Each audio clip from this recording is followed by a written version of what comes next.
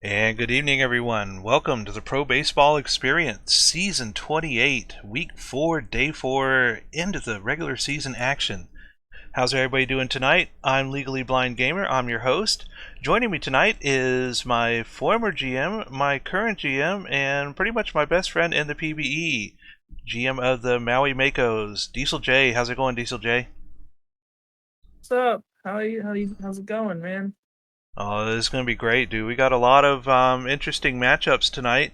I know it looks like pretty much the majors is going to be a lock for most of the teams, but National Star is still a mathematical chance here to try and get something going over in the champion side. But we're gonna have to see how that goes. But I think most of our attention tonight is going to be actually over in the minor leagues, and we're going to switch over here to the minors standings and take a look here at this wild cards. Now this is pretty crazy because I'm not sure if you looked at this earlier, but even down here at the very bottom, the Dillos and the Firehawks just one game apart, and I believe the Dillos got the advantage with the head-to-head last night for the matchup. So if there is a tie between these two teams, the Dillos will take the advantage on that one. We don't do a game 109 in the minors, and looking further up here, the Flamingos are actually only one back right now of the Dynamos and the Lemurs, who are tied for the East Division here. So this is a crucial series right here for home field advantage in the semifinals for whoever gets this one. But Flamingos just one behind, Lemurs very close here, and even over here on the other side, the Bears and the Hepcats. Bears only three behind, and they get a nice run here. 5-1, 6-0. This could be very interesting over here on the other side as well. What are your thoughts so far for the playoff implications for the matches tonight? I mean, it wouldn't be the minors without a little bit of chaos, right? Right. Uh, yeah, I mean it's always close every season, and so it's gonna be interesting. I mean, I'll always try to root for the flamingos when I can. I mean, I I know I give Right. on confident a little bit of jab with that, but yeah, at the end of the day, I'd like to see the flamingos take the East, but we'll see. We'll see. All right. Well, we do not have any stats for tonight's matches, and the way this is going to work is because this is a playoff race implication stream, we're only going to do matches that we can find that look like they're going to have some sort of benefit for one of the teams either going into the playoffs or not getting into the playoffs.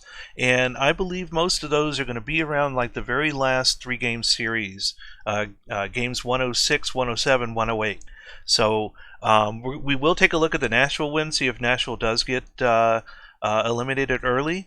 But that's what we're going to shoot for, is to try and cover those. And I will turn off the B&N scoreboard so that we can go from match to match without simming out the days and ruining other potential close games there. So we're going to go ahead and take a look here first of all at our matches here. I do believe there is no majors games for today. That is correct. So no majors, only minors. And so since we're still a ways off on the implications for a lot of these teams here, we're just going to go ahead and quick sim these. And I'll go ahead and let's see here. Speaking of the Flamingos, we'll go ahead and let Diesel get us started here with the first box score. Sure. Alrighty, we have the Dillos beating the Flamingos here 4-3.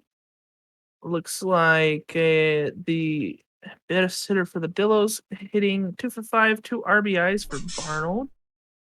Over on the Florida side, we got a couple RBIs from the uppers, but that's about it. As far as pitching goes, Junior Panda, I think that's Junior Panda. I don't know, not sure they messing around with the names, but 3 earned runs, or Gambit Panda, excuse me. I don't know why. I'm just mixing old names. Anyway, Magic getting the win. Bingo gets the loss, and Gambit Panda is player of the game. And that'll take us to our next game, the Swifties and the Firehawks. And the Firehawks needed a win here, and here we go. Makes it very interesting. Let's take a look at this one, though. We went 11 innings. Look at this, 3 in the bottom of the 11th. O'Steele hit a walk-off 3-run home run versus Khan. So O'Steele getting it done here for the Firehawks. Let's take a look at our batting here.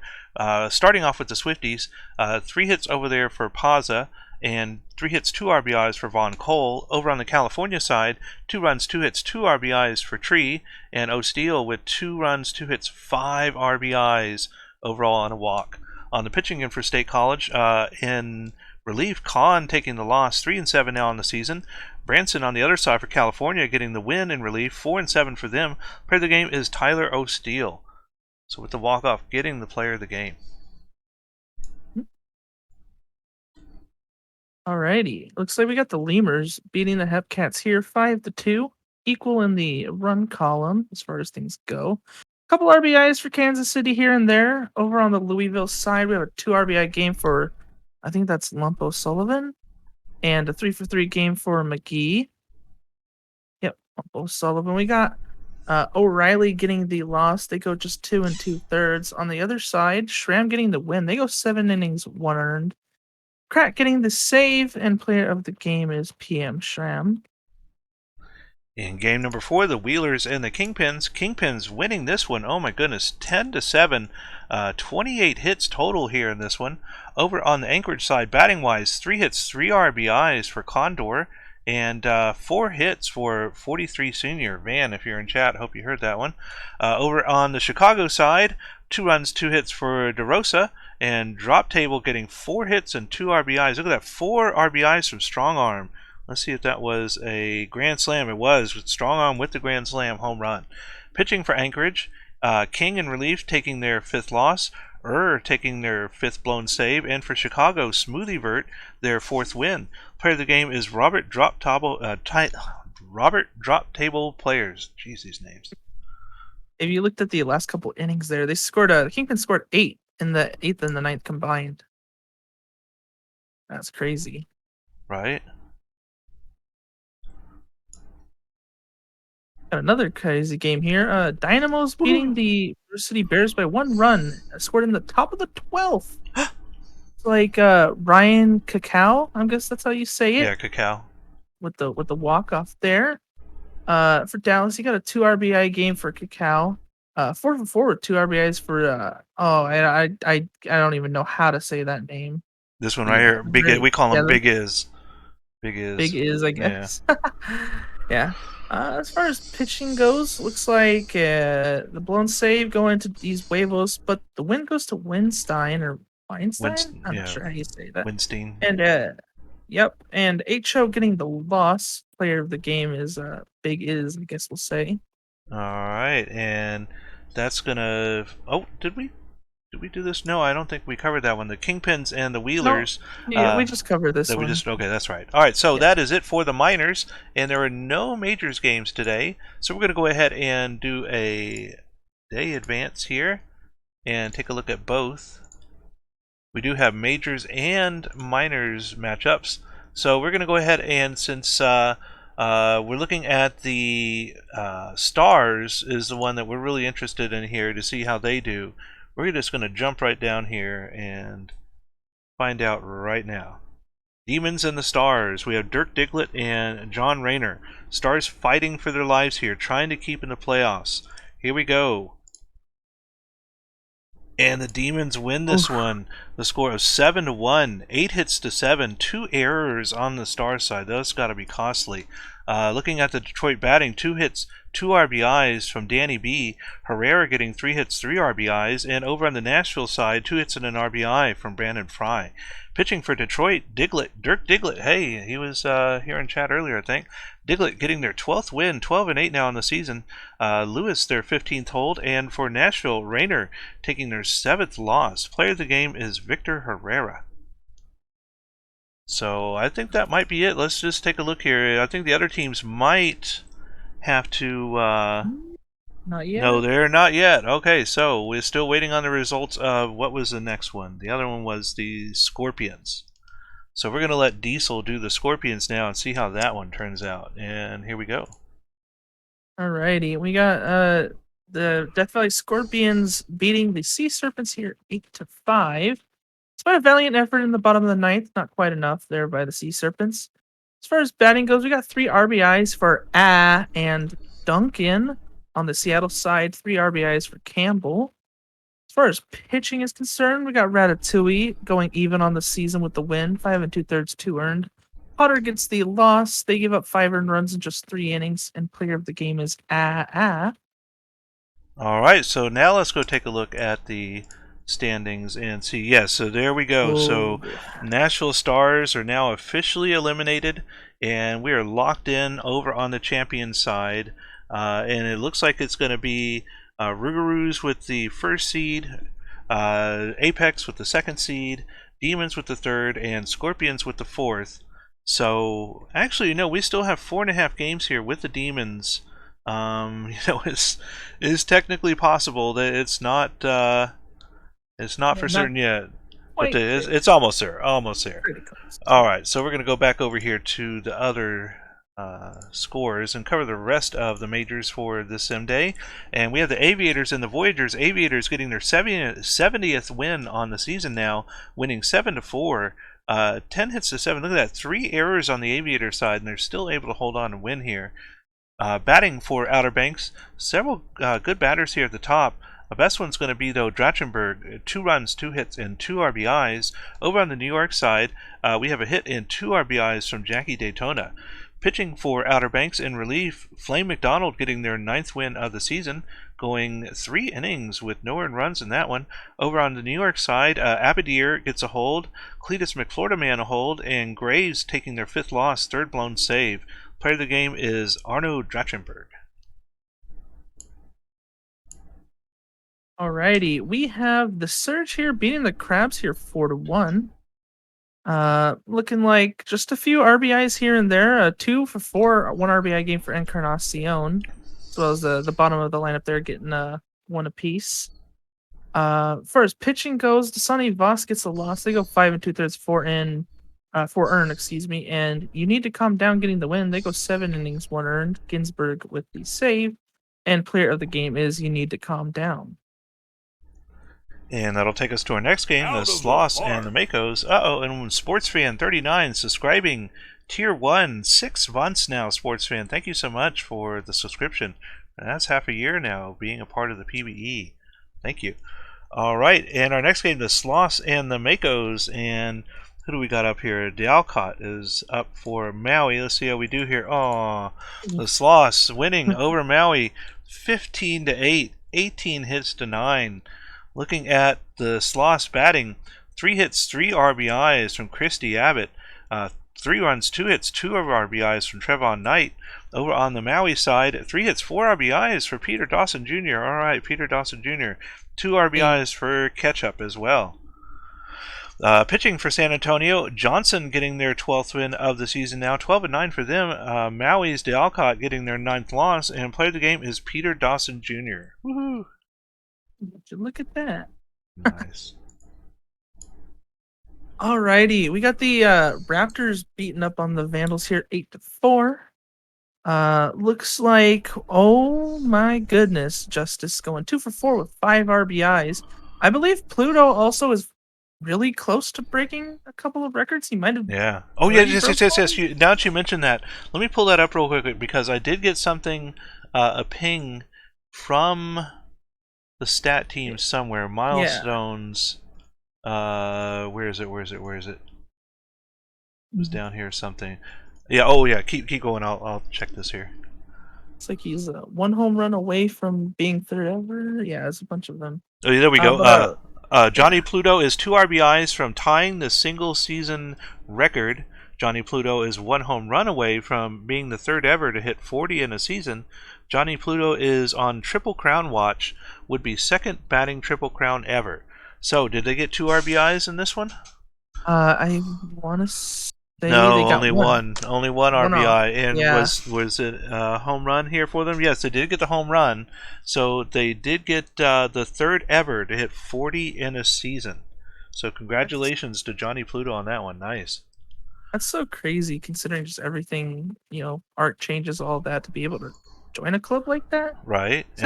What amazing season, right? All right, going down here to our next game, the Apex and the Supernovas. And the Apex win this one over the Supernovas with a score of 6-1, 12 hits to 5 in the Apex favor. Batting for Indianapolis, we have 2 runs, 2 hits, 2 RBIs from Parmalee, 3 hits and an RBI from Bendover. Over on the Sarasota side, 2 hits and an RBI from Bogashu. Pitching-wise for Indianapolis, Bolanos getting their 10th win, 10-11 now for them. Let's see here, 6.0 innings pitched, no earned runs, 8 strikeouts, 102 pitches. Baxter taking their 17th loss, 3-17 now for Baxter. Eric Bolanos is your player of the game. Alrighty, we got another extra inning game here. The Rougarous beating the Toros, despite the Toros scoring in the bottom of the 11th. It didn't help much when the Rougarous scored 3 in the top of the 11th. Looks like Werewolf doing a bit of damage there. New Orleans, we got 2 RBIs for Beauregard and 2 RBIs for Brew. As far as Cancun is concerned, we got a 2-for-5 game with 2 RBIs for Hickums. And the pitching looks like DeFerrari went about 5 2/3, but the win goes to Pleasance and Yeater getting the save. Loss goes to Mace, and player of the game is Naz Hamed. And that's going to finish this off for the majors. Moving on now to the minors. Oh, and look at this. The Bears and the Dynamos. Dynamos won the first game of the series. Here we go. Game number 2. And the Bears tie it up in this one. Game 2, 5-4, 12 hits to 7. A very close one. Dynamos tied it up in the top of the 9th, and then Bears got one more in the bottom. Stevie Steve hit a walk-off run-scoring single versus Yakul Red. So, Bears holding off here and winning this one. Let's see here. Taking a look at our batting. 3 runs, 2 hits, and an RBI for Big Iz. 3 RBIs for Wilson. On the Brew City side, 2 RBIs for McNasty, and 2 hits and an RBI each for underrated Stevie Steve. Pitching-wise, Dallas in relief, Yakul Red taking their 5th loss, and for Brew City, Young their 8th hold, Achu their HO out of the park. 2nd blown save, and Schlitz their 2nd win. And Sports Fan gifted Tier 1 sub to Legion of Slugs. They've gifted 2 subs now on the channel. Thank you very much, Sports Fan, for the gifted sub there. Alright, and player of the game in this one is Ragnarok. Ragnarok, 6.0 innings pitched, 1 earned run, 7 strikeouts, 79 pitches. Alrighty, we got the Dillos beating up on the Flamingos again here, 12-6. Looks like a 4-for-5, 4 RBI game for Barnold, as well as a couple RBIs for Flex and McGee as well. On the Florida side, we get a couple RBIs there too. It looks like Dracula and Yuppers. Dracula 4-for-5. Nice. Is that Mikautowicz, I'm guessing, with the win for Armadillos? Parsons getting the loss. My Kotwitz? My Kotwitz.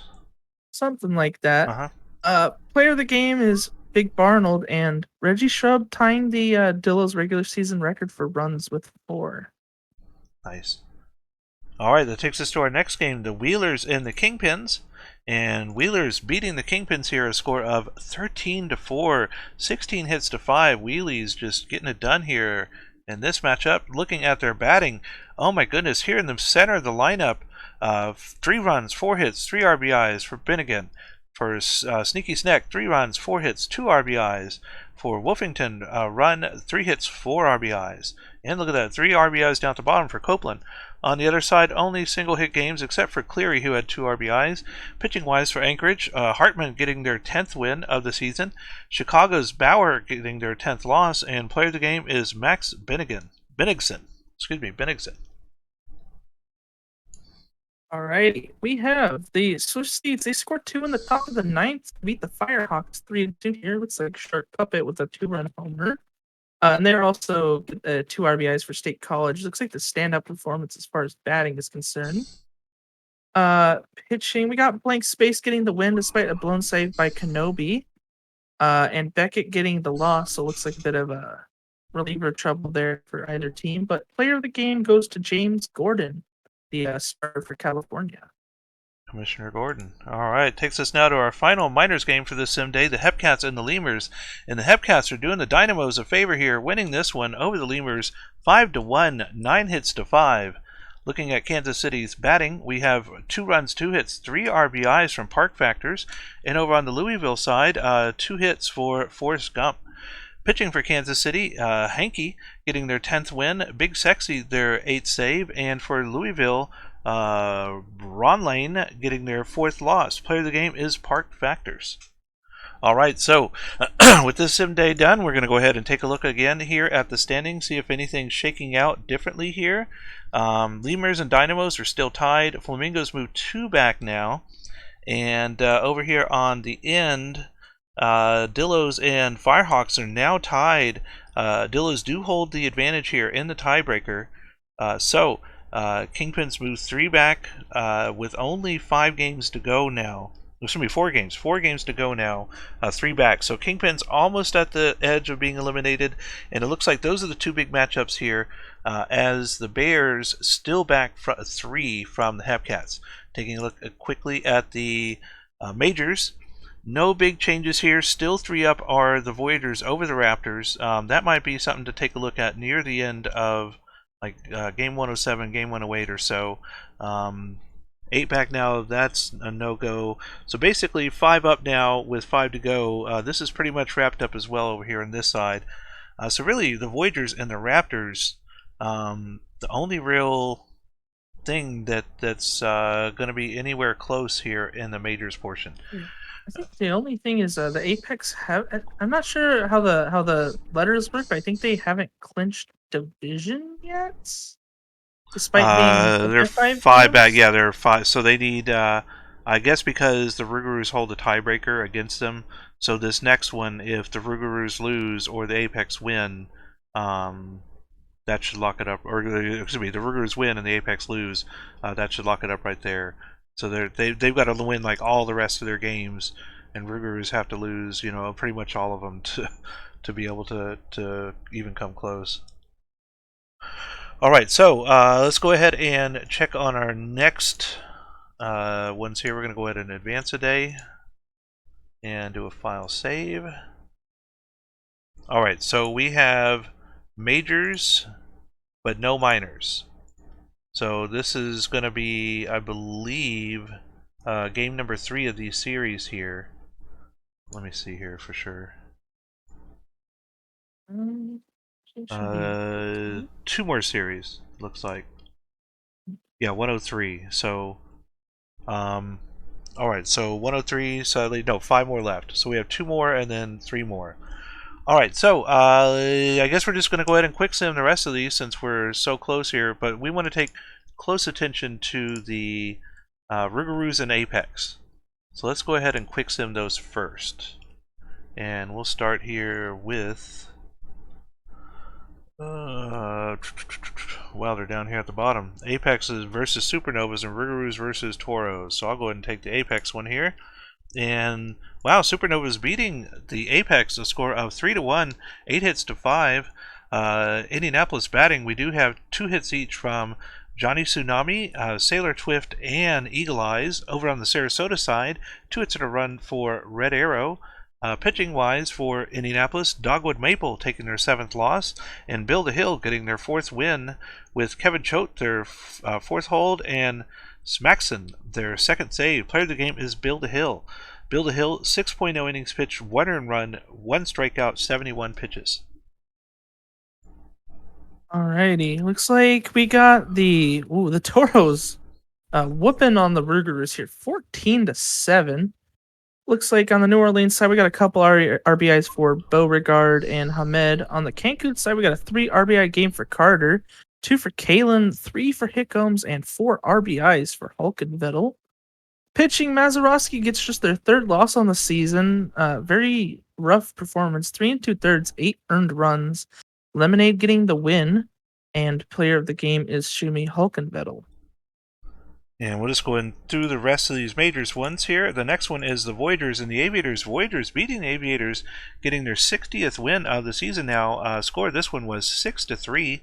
Looking at the batting for OBX, we do have 2 RBIs with a hit here from Drachenberg.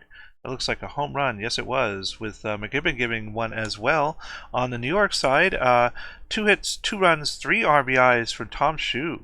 Shu having a great season. Ray's Funk, For Outer Banks taking their 6th loss, with Sievert getting their 12th win, O'Sullivan their 3rd hold, and Abadir their 10th save. Player of the game is Tom Shu. Hope you're in. There you are, Shu. Congrats on your player of the game. Alrighty, we got the Surge here. Oh, walking off the Crabs, despite the Crabs tying it up in the top of the ninth. It's like Cloudera hitting a getting the walk off. I guess it looks like a single there. Um, not any multi RBI games, just a couple of good games. Dordovich going 3 for 4 with an RBI. Cloudera going 2 for 5 with an RBI on the Buffalo side. Pitching, George Washington Crab getting the loss, despite going 3 innings, 1 earned in relief. Balkan the hold, Ginsburg getting the blown save, and Roxas getting the win. Player of the game is Hunter Havoc, the starter for Buffalo, going 6 1/3, 1 earned. And our next game is the Sloss and the Makos. Come on, Makos. Oh, Sloss winning this one. Score of 3-1, 11 hits to 7. Looking at the San Antonio batting, several multi-hit games here, but the best one's going to be Sudat. Sudat getting 2 for 4 with 3 RBIs. Over on the Maui side, run 2 hits and an RBI from Ernie Harwell, with 3 hits as well from Kane. Pitching for San Antonio, Greer gets their 10th win, Rodriguez Jr. their 7th save, and Solnum 25. Thank you so much for following. Welcome to the PBE. You're here just in time for the end of the season. We're covering the last few games before we move into the playoffs. All right, going back into the box score here, Greer their 10th win. Esteban Rodriguez Jr., Slim, getting their 7th save of the season, with Maui's Nico Baldelli, getting their 13th loss. Player of the game is Billy Greer. Greer, 6.2 innings pitched, no earned runs, 5 strikeouts, 103 pitches. Alrighty, it looks like we got the Vandals and the Raptors here. Again, going to probably be on Pluto watch as the Vandals beat the Raptors here 7-3. 2 for 3 with 3 RBIs and 2 runs for Dan King. Oh, Over on no the RBIs. Boise side, no RBIs for Pluto. He does keep up that average though, but that's about it. Dan King with the standout performance. Tosin though getting the win for Vancouver, 5 innings, 3 earned runs. Fuji getting the save, and Wohler gets the loss. Player of the game is Dan King. What up, Hummus? All right. Hummus. Takes us to our next game, the Scorpions and the Sea Serpents. Scorpions beating the Sea Serpents here, and what was that? Oh, Jake P giving us a bit donation. Thank you, Jake. Scorpions over the Sea Serpents 4-1, 8 hits to 5. Death Valley's batting 3 hits and a run scored for Jay Doctor, 2 hits, 3 RBIs for Mike Boss Jr. Over on the Seattle side, 2 hits for Anita Fartinghouse. Pitching wise for Death Valley, Morgan taking their 12th win, pressing their 11th hold. And for Seattle, Straight Gas Homie getting their 8th loss. Player of the game is Stephanie Morgan. Morgan, 6.0 innings pitched, 1 earned run, 4 strikeouts, 92 pitches. Alrighty. And we have the Stars deciding to win now as soon as it doesn't matter. They beat the Demons here 6-5.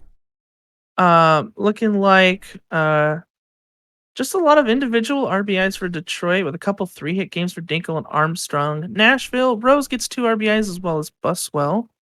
And that's pretty much the difference there. Palmer getting the loss. They go just 3 1/3 with 6 earned runs. Sanchez getting the win, and Dart getting their first save for Nashville. Or is that the first save for Nashville, their first save of the season? I can never really tell. But player of the game is Haywood Dinkle. And that's going to finish this off for the majors on this sim day. Now moving on to the minors, and no minors games. All right, so we're going to go ahead and advance to our next sim day and take a look now at the majors situation just to see if any other changes have happened here. So let's see here. They're at 67, 72, 4 games left. So that looks like that's wrapped it up there. So the Rougarous now getting the first seed over the champion side, according to what I'm seeing here.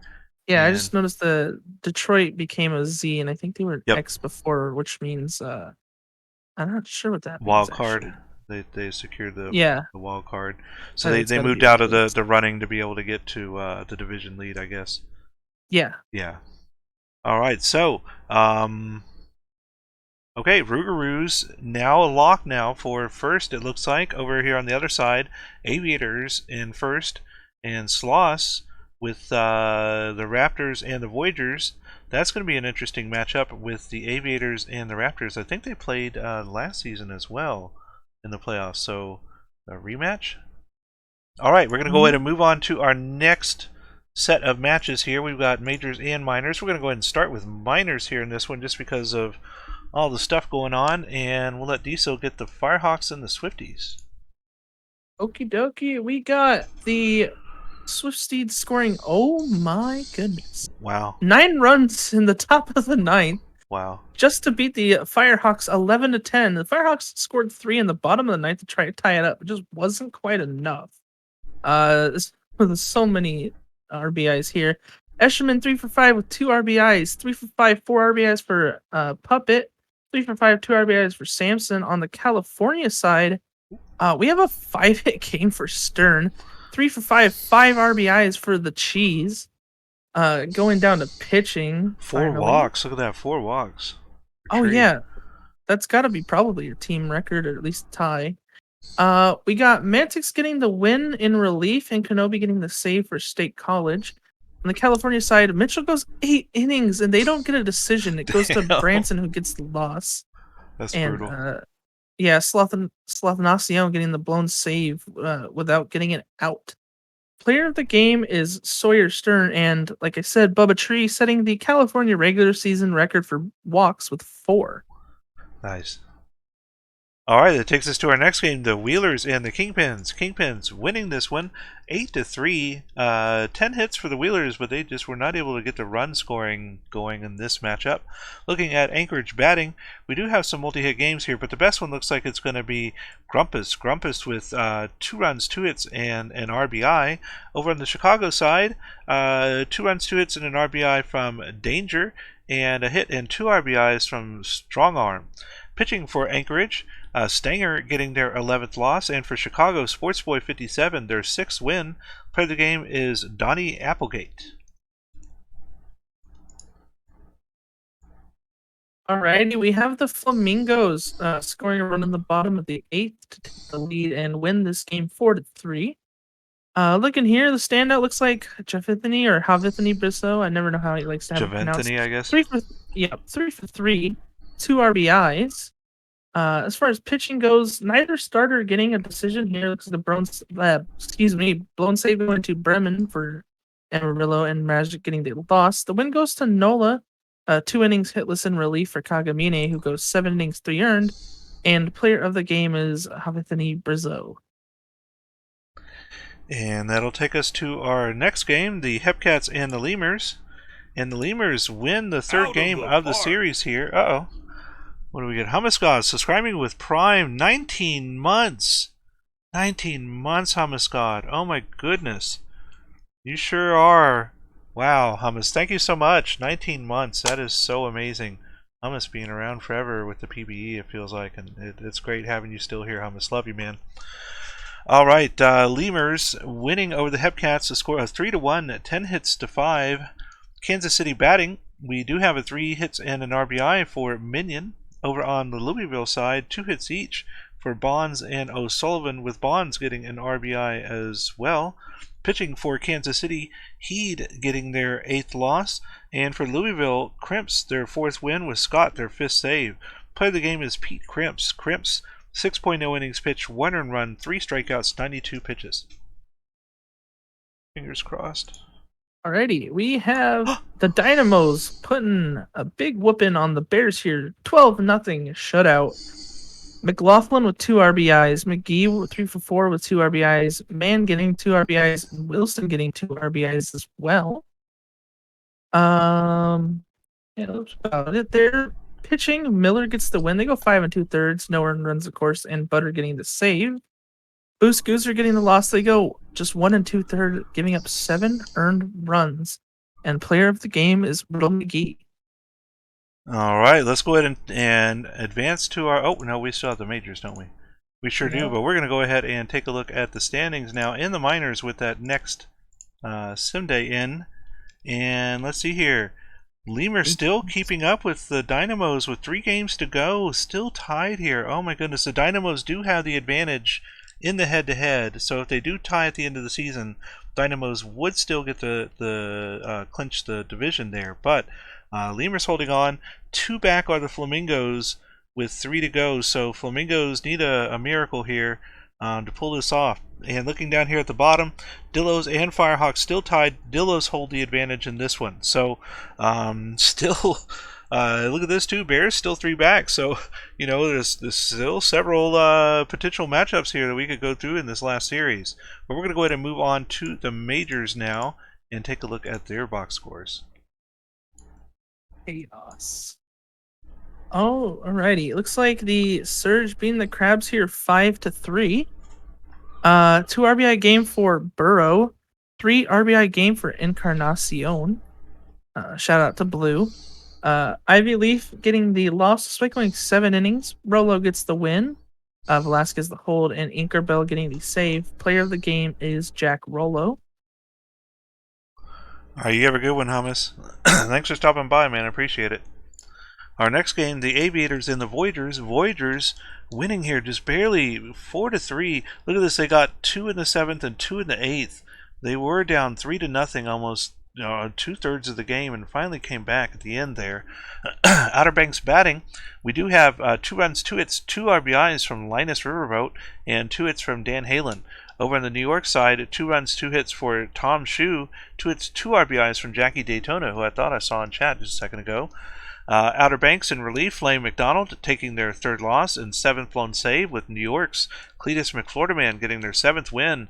Player of the game is Walker Cato. Cato, 6.1 innings pitched, 2 earned runs, 6 strikeouts, 81 pitches. Player of the game. There we go. All right. Yay. Alrighty. Whoa, whoa, what just happened there?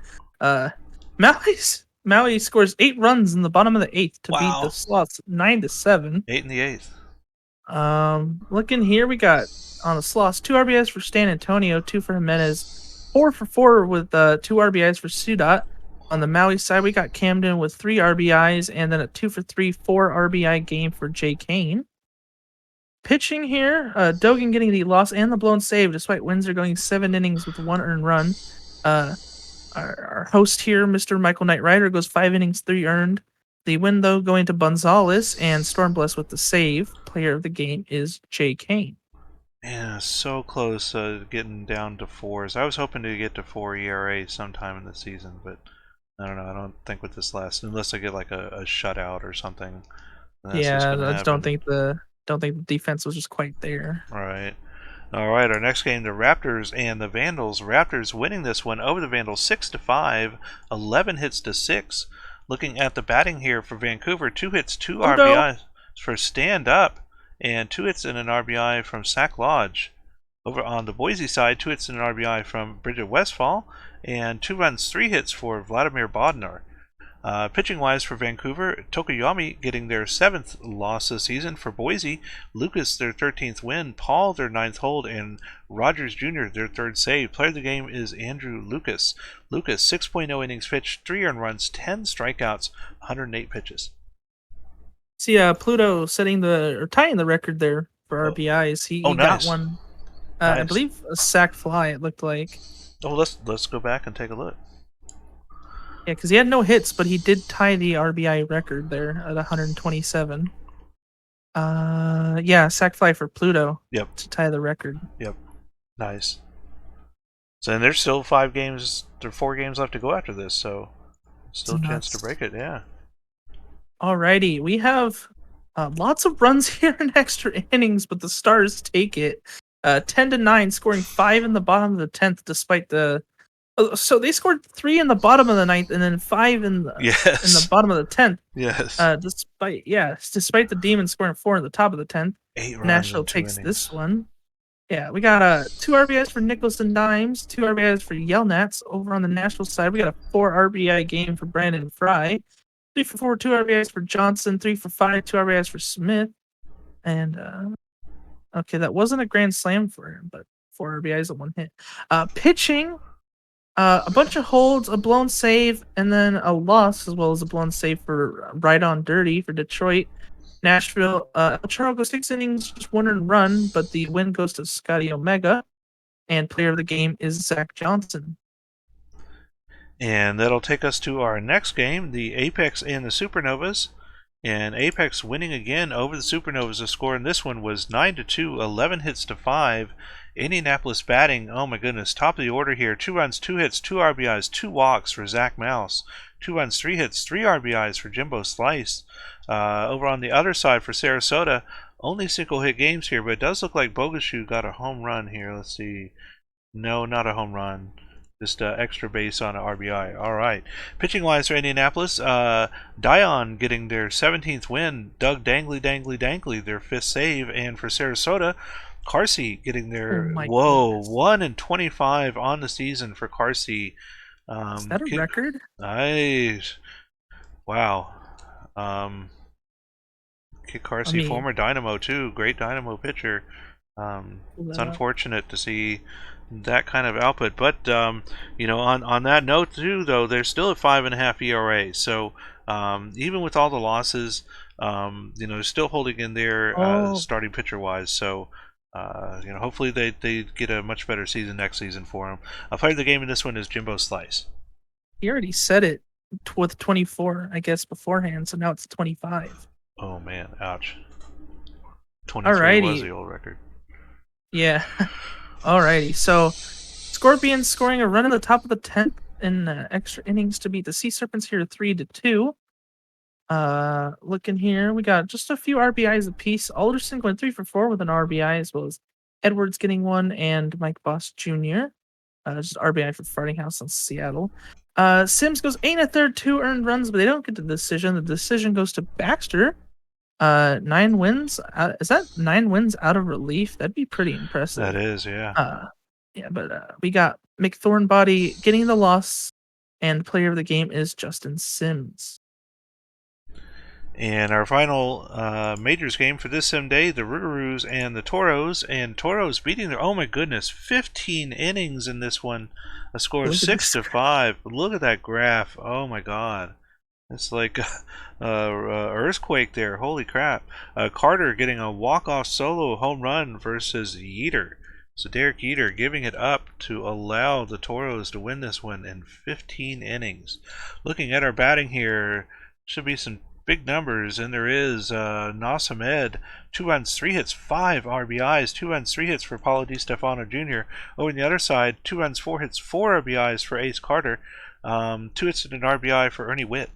Pitching for New Orleans in relief, Wright getting their 5th blown save, and Yeater their 3rd loss, and for Cancun in relief, Toby Gunk getting their 2nd win. Player of the game is Ace Carter. All right, and that does it for the majors, and we did the minors as well. So we'll take a look here at the majors standing, see if there's any changes here. We're taking a look for the next sim day, and we do have +4 here with just 3 games to go. So this one's a no contest here. That one's gone. 64 and 70.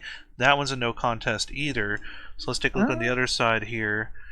68 and 72, but there's only 3 games left, so that one's locked up. So basically, it looks like everything's out of range here for everybody. Maybe that wild card for Death Valley. They're only 3 games back at Detroit, and That's it. Yes, that's the yeah. only matchup here that looks like it's still within range. All right, so we're gonna go ahead and advance the sim day and decide where we want to go from here. And there are no PBE matchups, so we're down to the final 3-game series, and I believe this is going to be game 1 of the last series for the minors teams here. Let's take a look. Yes, so this is the last 3-game series for the minors.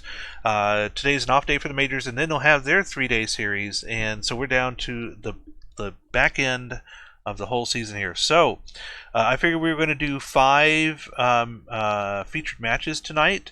And since we're now at the point that this is all pretty much something we should take a look at more closely, we'll decide here maybe if we want to do a minors game or that other one, the Demons. who's playing it. Let's take a look first at the Demons one and see who. So it's the Demons and the Scorpions, and let's see who the Demons play. What should be the Scorpions? That'd be It's going to funny. be the Nope. Apex, and now we're going to take a look Ooh. at the Scorpions. And the Scorpions are going to play the Rougarous. So, wow. So there's two big series right there. 3 games left. You know, it is right now the Demon. In fact, I'm thinking we should do the Scorpions Rougarous. Yeah, that'd be fun. I think that has more significance because it's now the Scorpions to lose rather than the Demons to win. So you know it's like the Scorpions they're pretty much up against the wall now, and they have to get this one in order to have any sort of advantage Yeah, here. All right, they so need to win out basically. Yeah, what's that? they need to win out basically because there's 3 games Yes, left, yes, 3 they have games to win back. all 3, and the Demons have to lose all 3. So Hmm. we're gonna go ahead and even though that's probably the lesser of all the matchups, we're gonna go ahead and do it now in this with 3 games left because this could be the deciding factor here, and we're gonna do what the heck? Okay, so I guess that's gonna be the next day on that one because we are a day off. So we'll have to do that one on the next sim days. So now we need to take a look here at the minors with 3 games left. Let's see if there's anything here that we want to cover right away. I know these two are tied. Dillas do have the tiebreaker. Dynamo's Lemurs are tied. But we do have the 3 games difference here for the Bears and the Hepcats. I think they have a series too, or maybe it's another 58-win team. It's hard to tell. Let's take a look here at Hepcats. Hepcats are playing. Oh, Dynamos. Hepcats are playing Dallas. And Okay. then, so let's take a look at the Bears. And the Bears are playing the Wheelers. Mm. So, maybe the first game of the Dynamos Bears series? Um. Or the Demons, or the Scorpions and the Rougarous? Well, Scorpions and the Rigorous is tomorrow, but I mean, Yeah. I Oh, guess yeah, if you're that's what. picking between the two, yeah. Um, so we could do Dallas one today, do the Scorpions one next, and then have 3 left over to cover the last Yeah, ones with the Firehawks and the Dillos. What do you think? that Leave it. sounds fine to me. All right, so we're gonna go ahead and do that then. We'll go ahead and do Dynamos and the Bears for our first featured matchup of the night. And excuse me, those Dynamos and the Hepcats. Excuse me, Dynamos and Hepcats.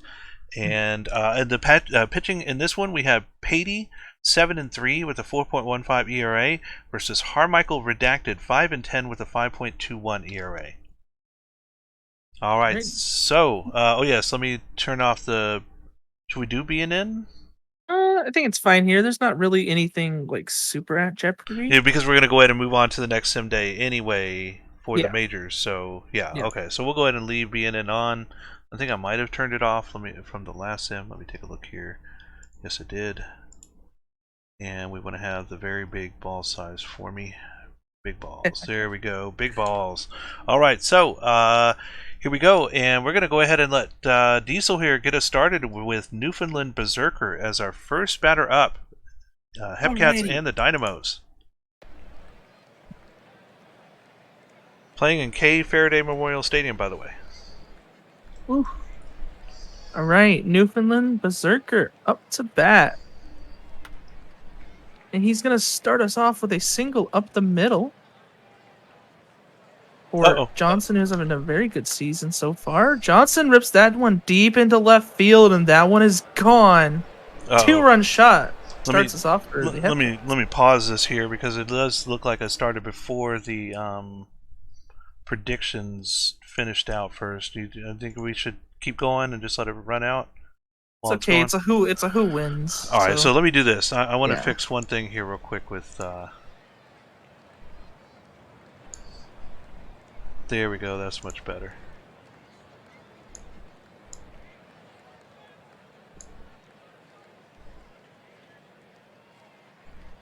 Need to take advantage of the good odds there. Alrighty, you got Pryor with the pop out. Nigel Ortega. He's gonna take a walk here. One on here, one out for Stargasm. Stargasm grounds into the second baseman. Does a shortstop, turns it around to first, and that's a double play. Casey up 2-0 here. Dallas's turn to bat. We got McLaughlin, who's going to fly out to the second baseman. Cacao. Between the second and the first baseman and the right field for a single, so one on here for Spencer. High fly ball into right field. That's out number 2. McGee now, another hot hitter, who is going to diving catch by the left fielder. Wow. Great stop there. Stays 2-0 here. We got Kent Murphy grounding out to the second baseman for out number 1. Jacob Minion. It's going to look at strike 3. Eno going to ground out to the third baseman, and that's 3 up, 3 down for Kansas City. Dallas now gets a strikeout looking. Nacho Man. Gonna drop that into left field for a single. We got a runner on here for Wilson. And Wilson is gonna ground into the fielder's choice for out number 2. It's up to Nick Fielder now, who is going to ground it to the force out. And are you taking the third, Yep, or am I? I sure am. All right, so here we go. Bottom of the order here for the Hepcats. Park Factors, and that's going to be a line out to left field, out number 1. Top of the order now, Berserker. Berserker will take a walk, and that'll bring up Johnson. Berserker with 52 stolen bases. Will they go for number 53? No, this one's a tapper of the pitcher. They get 1, they get 2, and that's the 1-6-3 double play from the Dynamos, and that'll retire the side. Bottom of the 3rd we go now. And this one's going to be a fly out to center field, out number 1 for Groves. Top of the order now, McLaughlin. McLaughlin to the pitcher. And that's going to be a fumble bumble as they're going to get on to second there with that error from the first baseman. A strikeout here from Cacao, and now Elliott Spencer. And Spencer will take a walk, and now Riddle McGee with 2 on, 2 out. McGee, 75 RBIs this season so far, but the shortstop gets that one, makes the play at second, and that will retire the side. Dynamo's not able to get anything on the board yet. Top of the 4th. This is going to be a flyout to left field for Pryor, and now Ortega comes up. Ortega, and another flyout to left field, out number 2, and Jet Stargasm. This one's a little bit deeper left field, but that's going to be all 3 plays to the left fielder. 1, 2, 3. Inning is over. Bottom of the 4th we go, Dynamos. Down by 2, Dynamos. And this one's hit towards center field. That will be an out for Kanahua. And now Nacho Man striking out for 2 outs. Wilson now, Clifford Wilson. Towards center field, and runs over, makes a play. Another 1, 2, 3 inning. Top of the 5th we go. Kansas City up by 2. Towering shot towards deep left field. I don't think it has a distance, though. That one is caught, and Murphy the 3rd is out. Minion up now. Pass the shortstop, and Minion's going to be on with a base hit. 1 on, 1 out for Inoue. Hope I'm saying that right. Inoue. And they're going to fly out. Runner still at first, 2 outs. And we'll get a walk here from Park Factors. Top of the order, Berserker, 2 on, 2 out. Berserker, and a pass ball. Runners advance. Fumble bumble. And that's going to drop. Oh, what a catch by the center fielder. Oh, my goodness. And Wilson, Clifford Wilson, making the play to keep this game where it is right now at just 2 runs. Dynamo's back up again, half through the game now. This one's hit to the first baseman. Fielder's out. Groves up now. Groves. This is going to be a fly out to center field. Top of the order, McLaughlin now. McLaughlin through the gap in the right side. McLaughlin will get on with the base hit.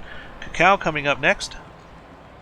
McLaughlin going for the stolen base, and they get it, and that is number 77 for McLaughlin. This is going to be a fly out into the infield for out number 2. Oh, excuse me, out number 3, and that does retire the side. McLaughlin got stuck there at 3rd. Top of the 6th we go, up by 2 on the Hepcats. Shortstop going out way into the grass to get that one out, number 1. Johnson is out. Pryor now. Pryor and second baseman does almost the exact same play, out number 2, Ortega. This one does get through the gap, so it splits the difference on that one, and we have a runner on now for Jet Stargasm.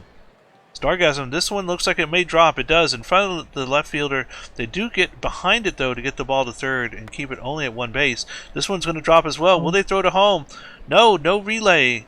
Or no throw straight home, and the relay does not throw. They do score one. It is now 3-0. Runner at third, 2 outs. Minion through the gap, and oh boy, another run on the board for Kansas City. 4-0 now. 2 on, 2 out. Dynamos did pull their pitcher. This one to the shortstop, runs over, makes a tag, finally gets out of the inning, but Kansas City gets 2 on the board.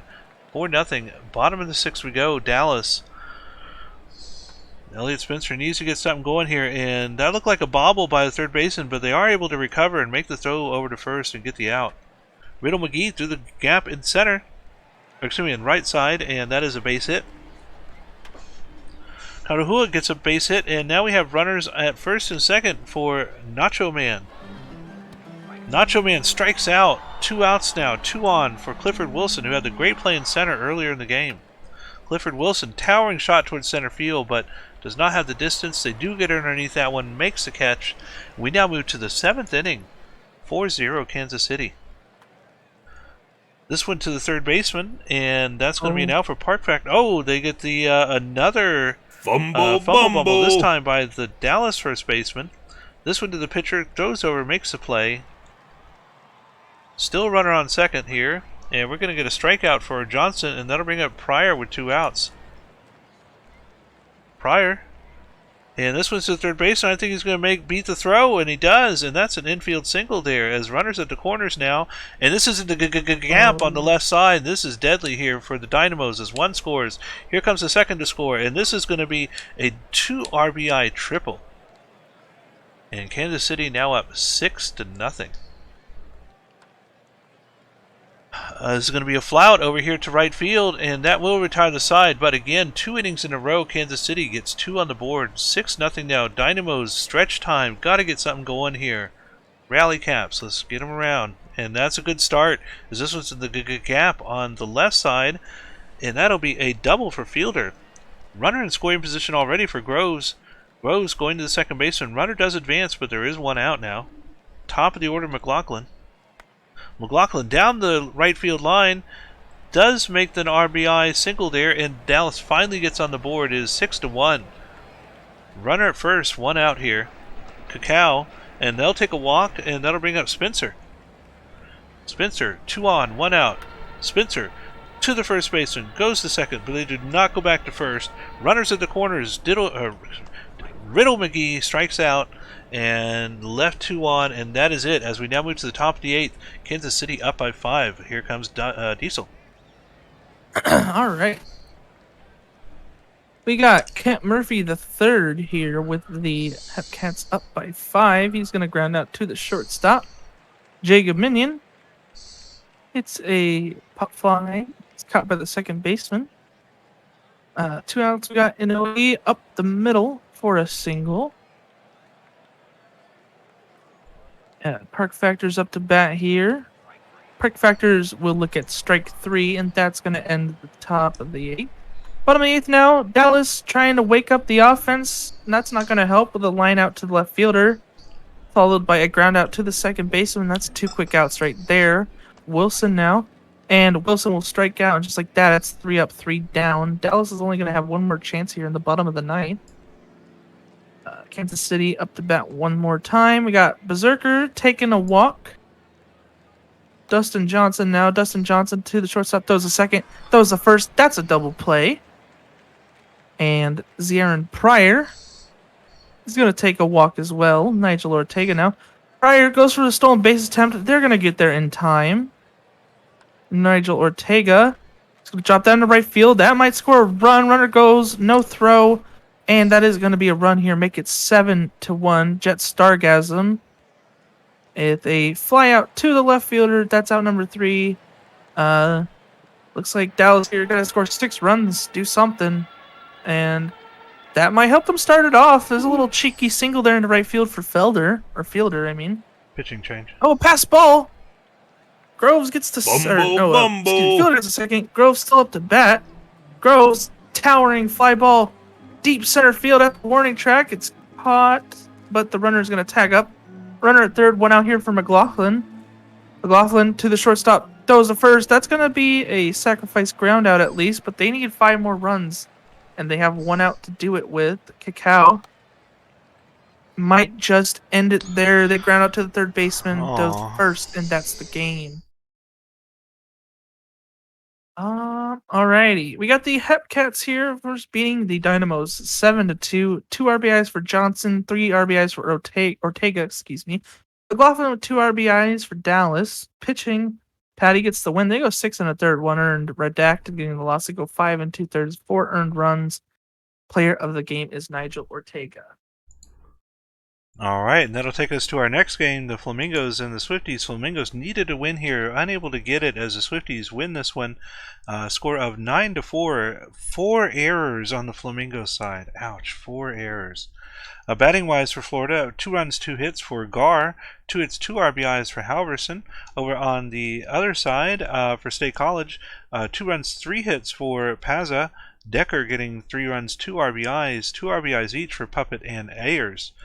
Pitching for Florida, Jensen Crenshaw getting their 9th loss of the season, and for State College, Strikeout getting their 5th win. Player of the game is Blake Decker. Alrighty, we got the Lemurs beating the Dillos here 6-1. All 6 RBIs coming from Lump O'Sullivan. Oh man. Going 3 for 4. Pitching, Fujisaki getting the win for Louisville. Yi gets the loss for the Dillos, and player of the game, of course, is Lump O'Sullivan. All right, our next game, the Kingpins and the Firehawks. Kingpins winning 5-0, a 6-hit shutout over the Firehawks. Firehawks in trouble now with that loss here. We'll take a look and see how the Dillos did, but California batting, only a multi-hit game here was from Smoove. Over on the other side for Chicago, 2 hits and an RBI each for Danger and Andrews, 4 for 4 with an RBI for drop table players, and 2 RBIs for Cleary. Pitching for California, Dirk getting their 10th loss this season, and for Chicago, Grimes their 12th win. Player of the game is Cameron Grimes. Grimes, 6.0 innings pitched, no earned runs, 7 strikeouts, 97 pitches. Yeah, not bad. We got the Bears beating the Wheelers here 6-3. Looks like wow, no multi RBI games for anybody, but 2 for 5 with an RBI for Underrated, 3 for 4 with an RBI for Doe. Honda getting an RBI as well. Pitching, Marvel getting the win. They go 5 1/3, 1 earned. George getting the save penalty, cap penalty that is, getting the loss. Player of the game is Wendy Marvel. All right, and that does it for the minors for this sim day. Let's go ahead and take a look now at the standings now that this has been completed. And oh boy, the Lemurs now have a 1-game lead over the Dynamos with 2 games to go. Dynamos do hold the advantage in a possible tiebreaker, but Flamingos now 3 games back, and I think that does it now for the Flamingos as far as trying to get the division lead there. So now it's basically between the Lemurs and the Dynamos. Bears move 3 back, or stay at 3 back from the Hepcats with 2 to go. So that one has been decided as well. So Hepcats do have the Western Division. So congratulations to Kansas City, able to get the bye week and move on to the semifinals for next week's postseason. And looking at our last matchup here, the Dillos and the Firehawks still tied. And look at this, Kingpin's 1 back. So Kingpin's trying to maybe play a spoiler here between these other 2 teams. I'm not sure of the matchup between the Dillos and the Kingpins, but I do know Dillos do hold the advantage over the Firehawks. So that's going to be another very interesting matchup to take a look at the next sim day. But we're going to go ahead and move on now to our next day. And we'll do a file save here. And we're now finally into the last 3-game series for the majors. And I think we talked about doing the Death Valley Scorpions. Yeah, Rougarou. Scorpions and the Yeah. Rougarous. And do you think we should turn off B&N now that we're in the last 3 days? And Um, we can take a look at maybe possible matchups. I mean, we're still the the thing we're really looking for is really just Detroit. So I yeah. mean, it's up to you. Okay, but it will do the minors games as well though. So I don't think that we have anything in the next sim day that we won't find out the day after. I do know that we do the dynamos and the lemurs.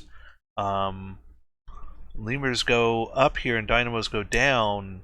That's it for the dynamos because then they'll be 2 down with 1 to go. So maybe we should take a look at the lemurs the next game. And who do they play for their next one? That is going to be the Dillos. So that's another big one too, because of the Dillos holding the lead over the Kingpins and the Firehawks. So we'll go ahead and do the Scorpions game first, and then the Lemurs and the Dillos afterwards. What do you think? Sure. Let's Sure. do that. All right. So we're going to go ahead and do a file save here, and if our moderator wants to go ahead and do a prediction for the demons and excuse me, the scorpions and the Rougarous. Let's take a look at our matchups here. Maybe that'll give you some idea of what we might want to pick. And right now it looks like 6-3 in the advantage for the Rougarous, batting wise, but the Scorpions do have the advantage with Herbie Farnworth. Oh boy, Herbie is Simo in chat? Because this would be a great game for Simo to tune into.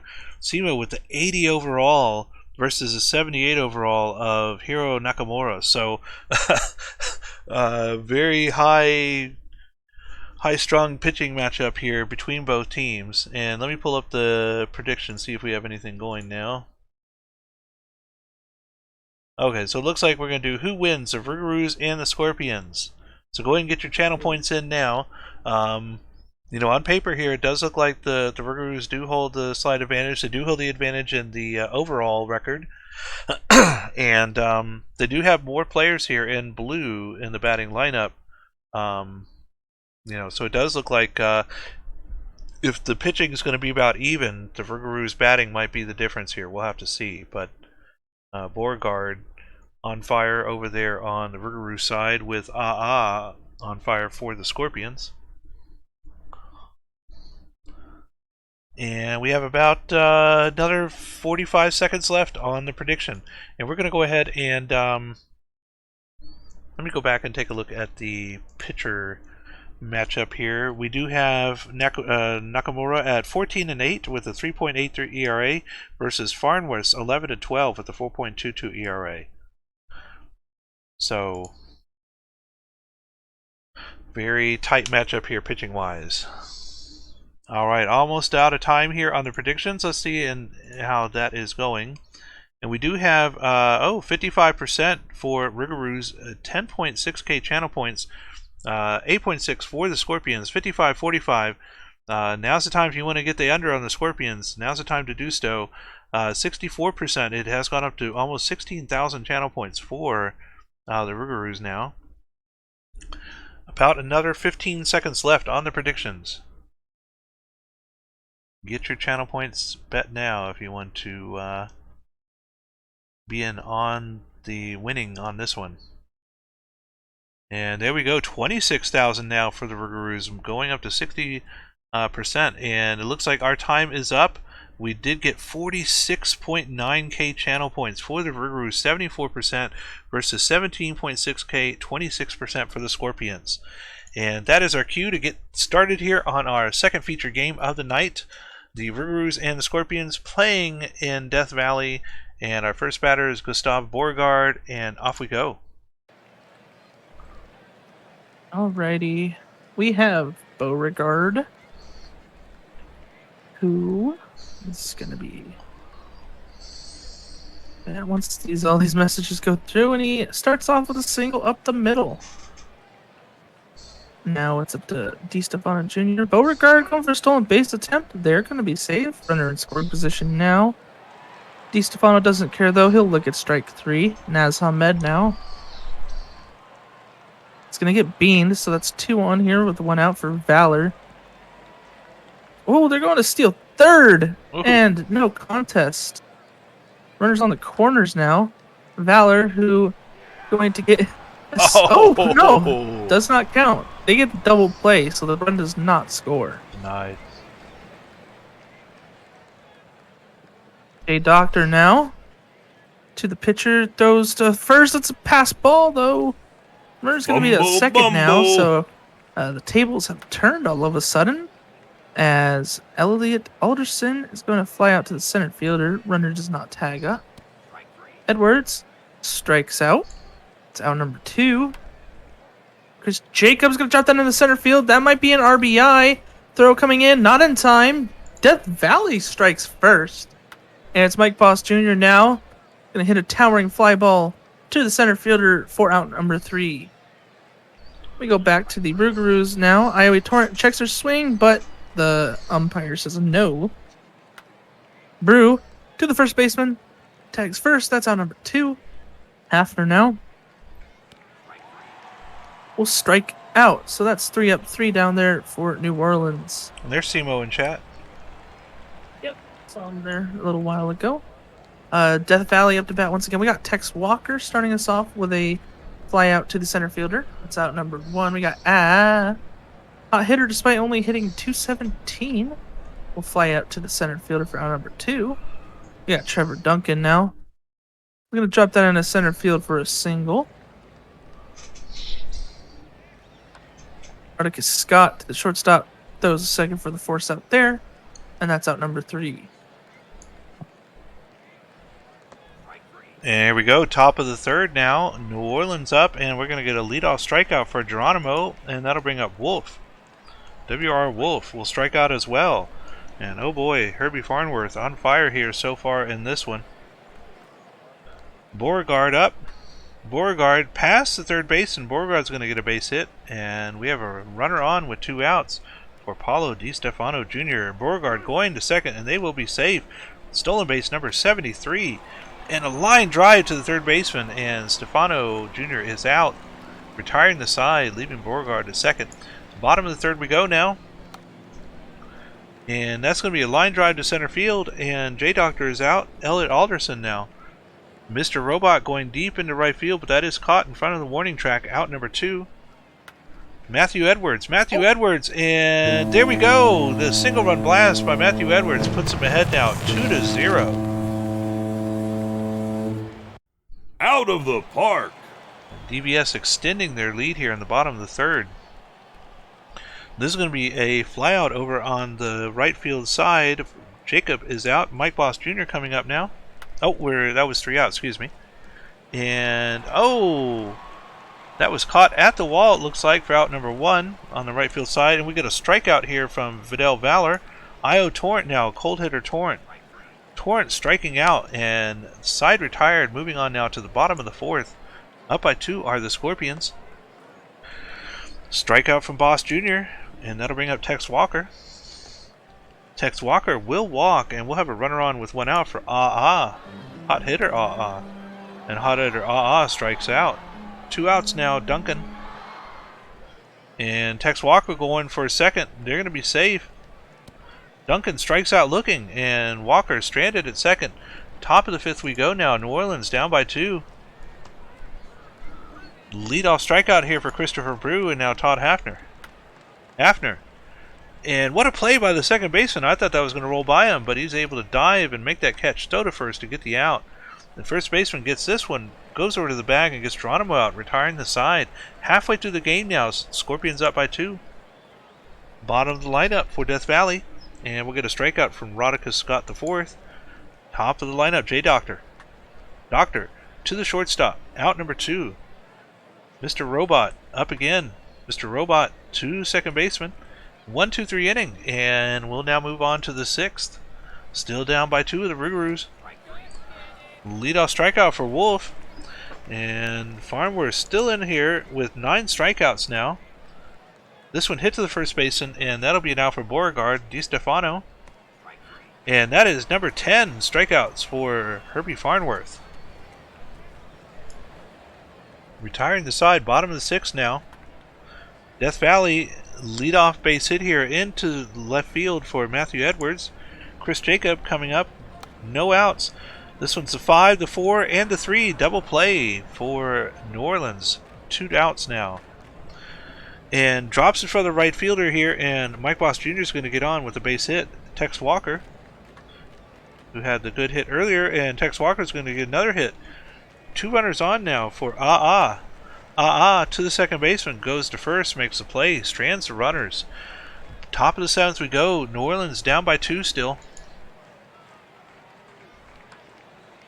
This one's a shot into center field, a line drive, out number 1 for Naz Hamed, and Vidal Valor's going to hit one down the left field line. Look at him behind the fence there to make the play. That is a dedicated left fielder over there. Who is that? That is Matthew Edwards. Give that man the gold glove right now. And we're going to get a walk here from Io Torrent. 2 on, 1 out. And this is in the gap on the right side, past the right fielder. That's going to score 1, and we'll have runners at second and third here. Christopher Brew getting the RBI.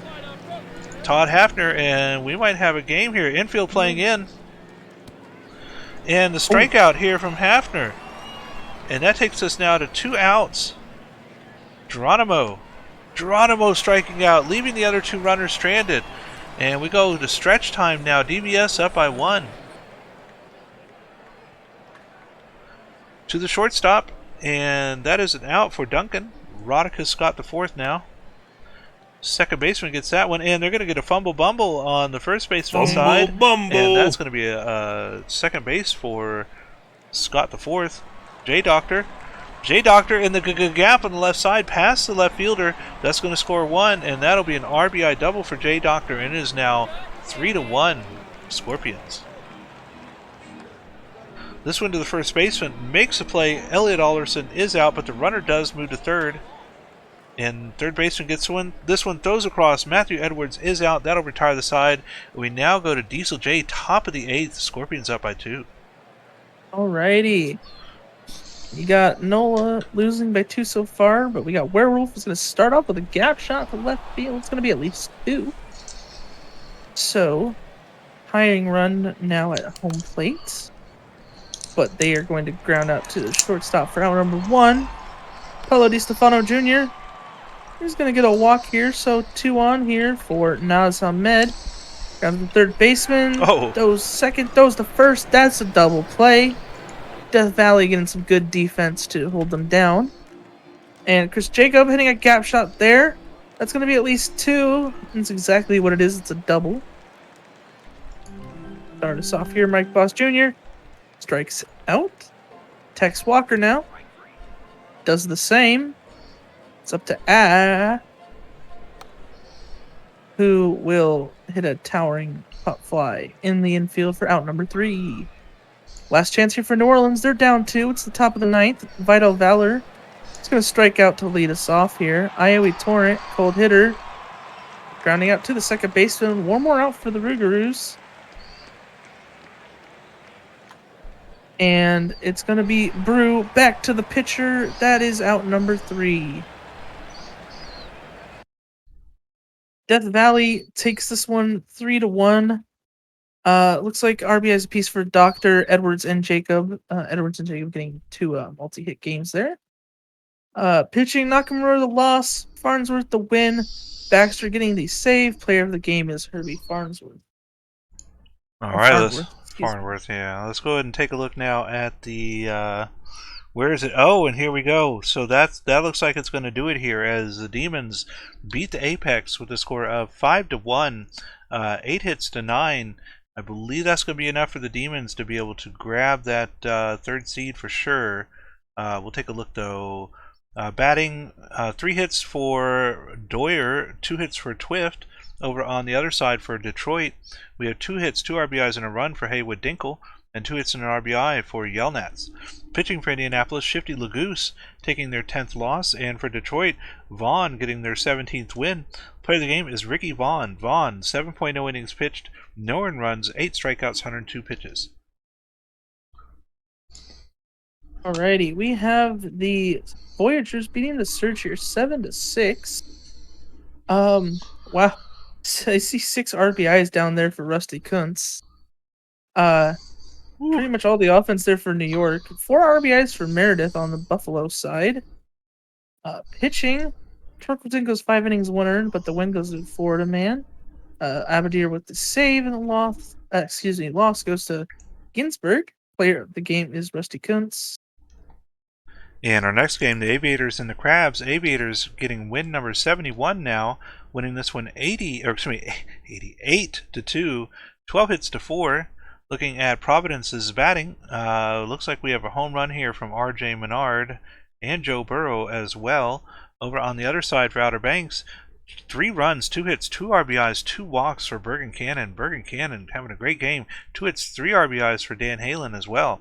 Pitching for Providence, Evans getting their 11th loss of the season. And for Outer Banks, Bob Beaumont getting their 14th win. 14-9 on the season for Beaumont. Klaus, Bergen Cannon is your player of the game. Alrighty, here. I think we have a little bit of extra history on this one. Uh-oh. Not anything insane, but Pluto does take second place in season home runs with 41, beats out Shu with 40, and then slots in behind Julian O'Sullivan, of course, with their 48. Jeez. Looking at the game itself, Raptors shutting out the Makos, 9-0 here. Looks like 3 for 5, 2 RBIs for Pluto, just continues to rack up those numbers. 2 RBIs for Beecham, as well as I think one other player. Justice had 2 RBIs. Pitching, Salchicha gets the loss. Zielman goes 7 innings, no earned runs, and is player of the game. All right, then it takes us to our next game, the Vandals and the Sloths. Vandals winning over the Sloths here with a score of 7-2, 8 hits for both teams. Looking at Vancouver's batting, we do have 2 hits and 3 RBIs for Okamoto, and 3 hits, 4 RBIs for Caruso. Over on the San Antonio side, 2 hits and a run scored for Stan Antonio, 2 hits and an RBI for Trevon Knight. And on the pitching side for Vancouver, Silliams getting their first win of the season in relief, and San Antonio's King George III getting their 6th loss, 12-6 for King George. Tommy Caruso is your player of the game. Alrighty, we got the Toros beating the Sea Serpents 7-4. Looks like not much going on there for Seattle. 2 RBI game for Kapokrasov. Cancun 2 for 3 with 3 RBIs for Ace Carter. Pitching, Crocodile gets the loss. They go 3 2/3, 6 earned runs. Viagetti getting the win. Shu the save. Player of the game is Ace Carter.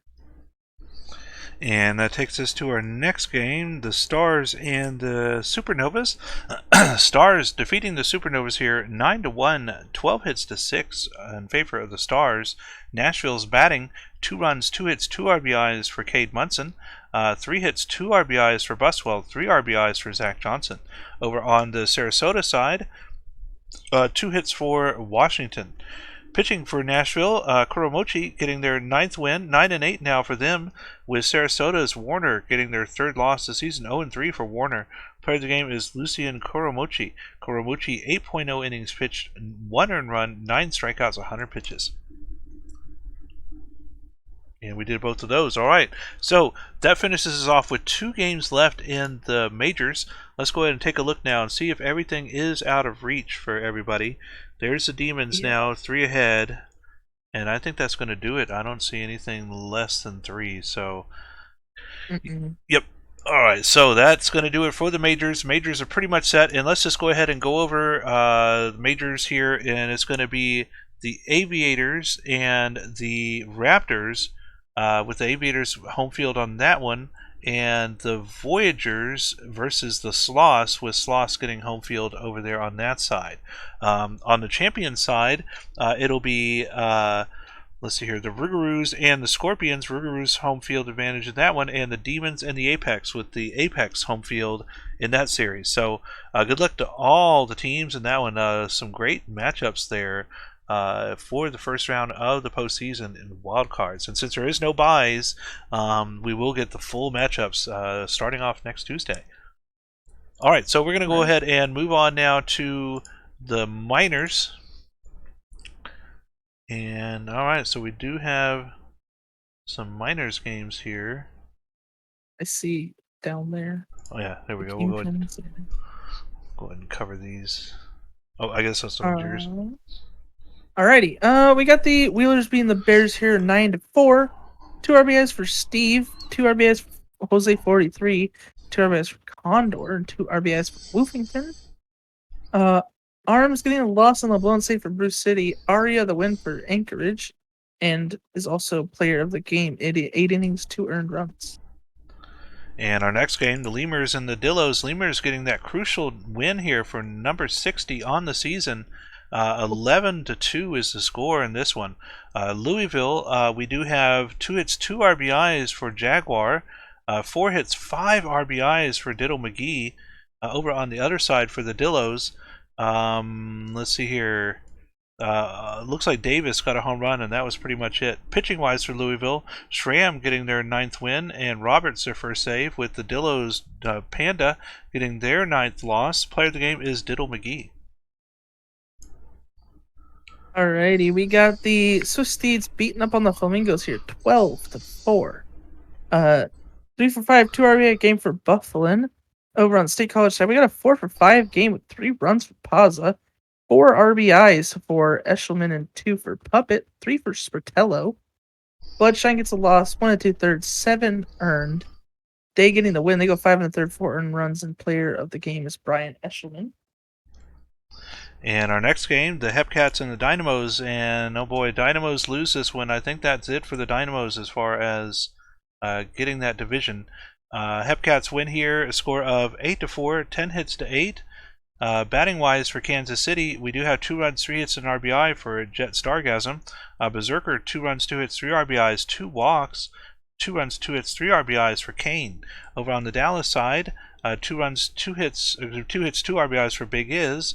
Pitching for Kansas City, Winters getting their 4th win, Sexy their 17th hold, and Turbo their 11th save, with Dallas's Yakul Red taking their 6th loss. Player of the game is Newfoundland Berserker. Alrighty, last but not least, we got some chaos going on here. Kingpins being the Firehawks 13-4. That ties them up at 50 and 57 apiece. Wow. 2 RBIs for the Cheese. Over on the Chicago side, 4 for 6, 4 RBIs for Shorzy, 3 RBIs for Andrews, 2 for Strong Arm. So 3-hit game for Cantheron. Boyd Jr. getting the loss, 3 2/3, 6 earned runs. Luciano gets the win. Player of the game is Wayne Shorzy. All right, so that does it for the minors. Taking a look now with 1 game to go. 1 game. Let's take a look here. Look at this, a 3-way tie. Kingpins, Firehawks, Dillos. Wow. Let me do this. Let me pull up the PBE page here, and we're going to take a look at who was the 3rd one? The Kingpins. We're going to see how the Kingpins did here. Team versus team. Chicago Kingpins. Alright, so here we go. So for the Firehawks, the Kingpins are 3-6. So Firehawks hold the advantage in that one. And for the Dillos, they're 8-4 against the Dillos. So if the Firehawks and Dillos tie, the Firehawks, excuse me, if who is this? Excuse me, if the Kingpins and the Dillos tie, the Kingpins win the division, or the wildcard spot, the 4th wildcard spot. If the Dillos and the Firehawks tie, the Dillos get the wildcard spot, and if the Kingpins and the Firehawks tie, let's see here, what was that one? And the Firehawks get that one, and what was the other one? The Dillos, Firehawks. Okay, so it looks like here it's pretty evenly split. Chicago could win one way, the Dillos could win another way, and all 3 teams here are tied up with the last spot to go. Taking a look here at the other side, we do have 4 for the Bears, so that one's pretty much out of reach for the division, and this one is now decided with the Lemurs getting the home field advantage for the Eastern Division. And looking at the Dynamos here, they're 8 up. 6 up are the Flamingos. So now that the Dynamos do not have the division anymore, 2 games to go, there is still a mathematical chance here. I do believe the Dynamos do have the advantage on that. Let's take a look here. Here's the Dynamos versus the Flamingos.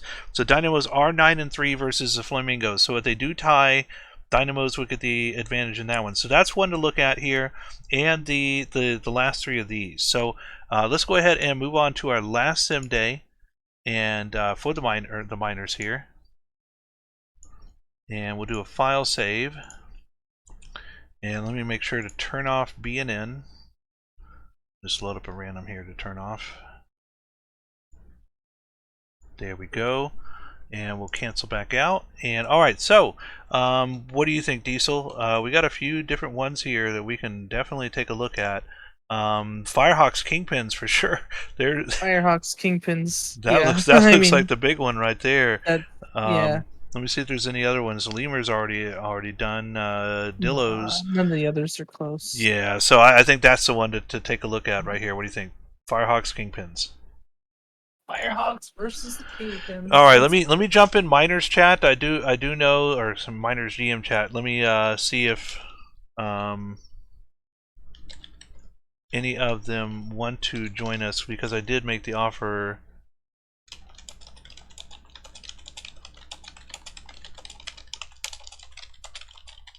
There we go. All right, so if we could get the stats team to go ahead and start a prediction for us based on this matchup here, we'll go ahead and pull up the lineup matchups.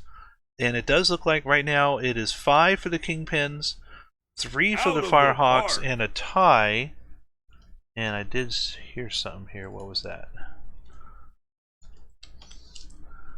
Oh, it's AJ. AJ coming in with the tier 1 sub. 11 months. AJ! 11 months. Thanks, AJ. We appreciate that. Alright, let me see if KC15 sounds like he might want to.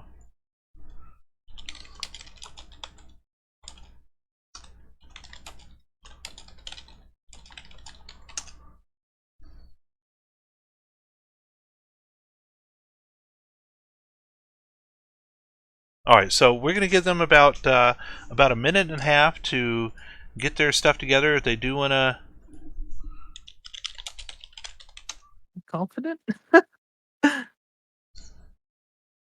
Alright, so let's take a look at the predictions while we're waiting on the GM, see if any of them show up here. We do have right now, looks like Firehawks have the big advantage. 92 to 8% here, 36K to 3.3K.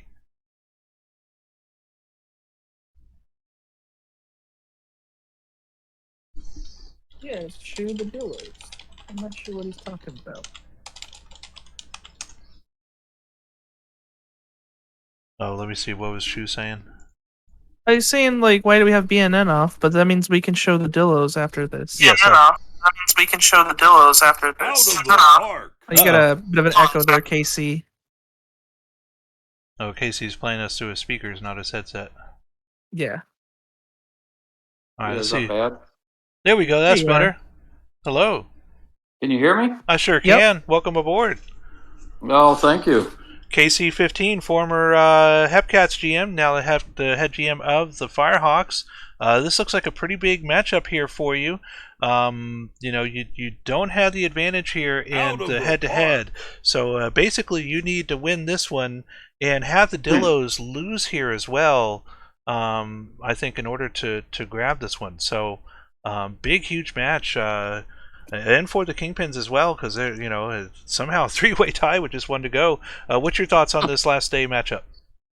Oh man, it's wild. You know, from last season when we were just so far out of it to be in here at the last game is really a thrill. So I hope we can win. All right. Well, do you want to cover the last few innings of your match here? Do you want to do the play-by-play? You know, I'm going to leave that to the pros. Okay, no problem. Well, we're glad to have you here on the stream with us. Thank you so much, Casey, for joining us. So, Casey's here for moral support for his team. Hopefully, we're going to find out here in just a minute how this goes. Let me go ahead and check the predictions, see where that is at. I believe that is closed now. We do have a level 3 hype train going now for subs, so thank you so much, everybody. Who do we have here? Oh my goodness. Lancer 5200 gifting 5 tier 1 subs. Thank you so much, Lancer, for the sub donations. All right, so predictions are in. We've got the. Did I do a file save? Let's go ahead and just do a file save just to make sure here. Out of the park.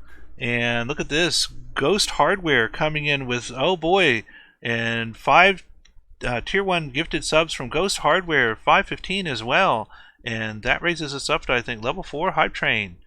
So congratulations, PBE. Thank you so much to our community with your help there with the subscriptions. All right, so here we go. So I guess let me do the beginning and end one on this one, and you cover the middle, and we'll get started here with Sawyer Stern as our first at bat for the Firehawks. Game 108 for the Miners.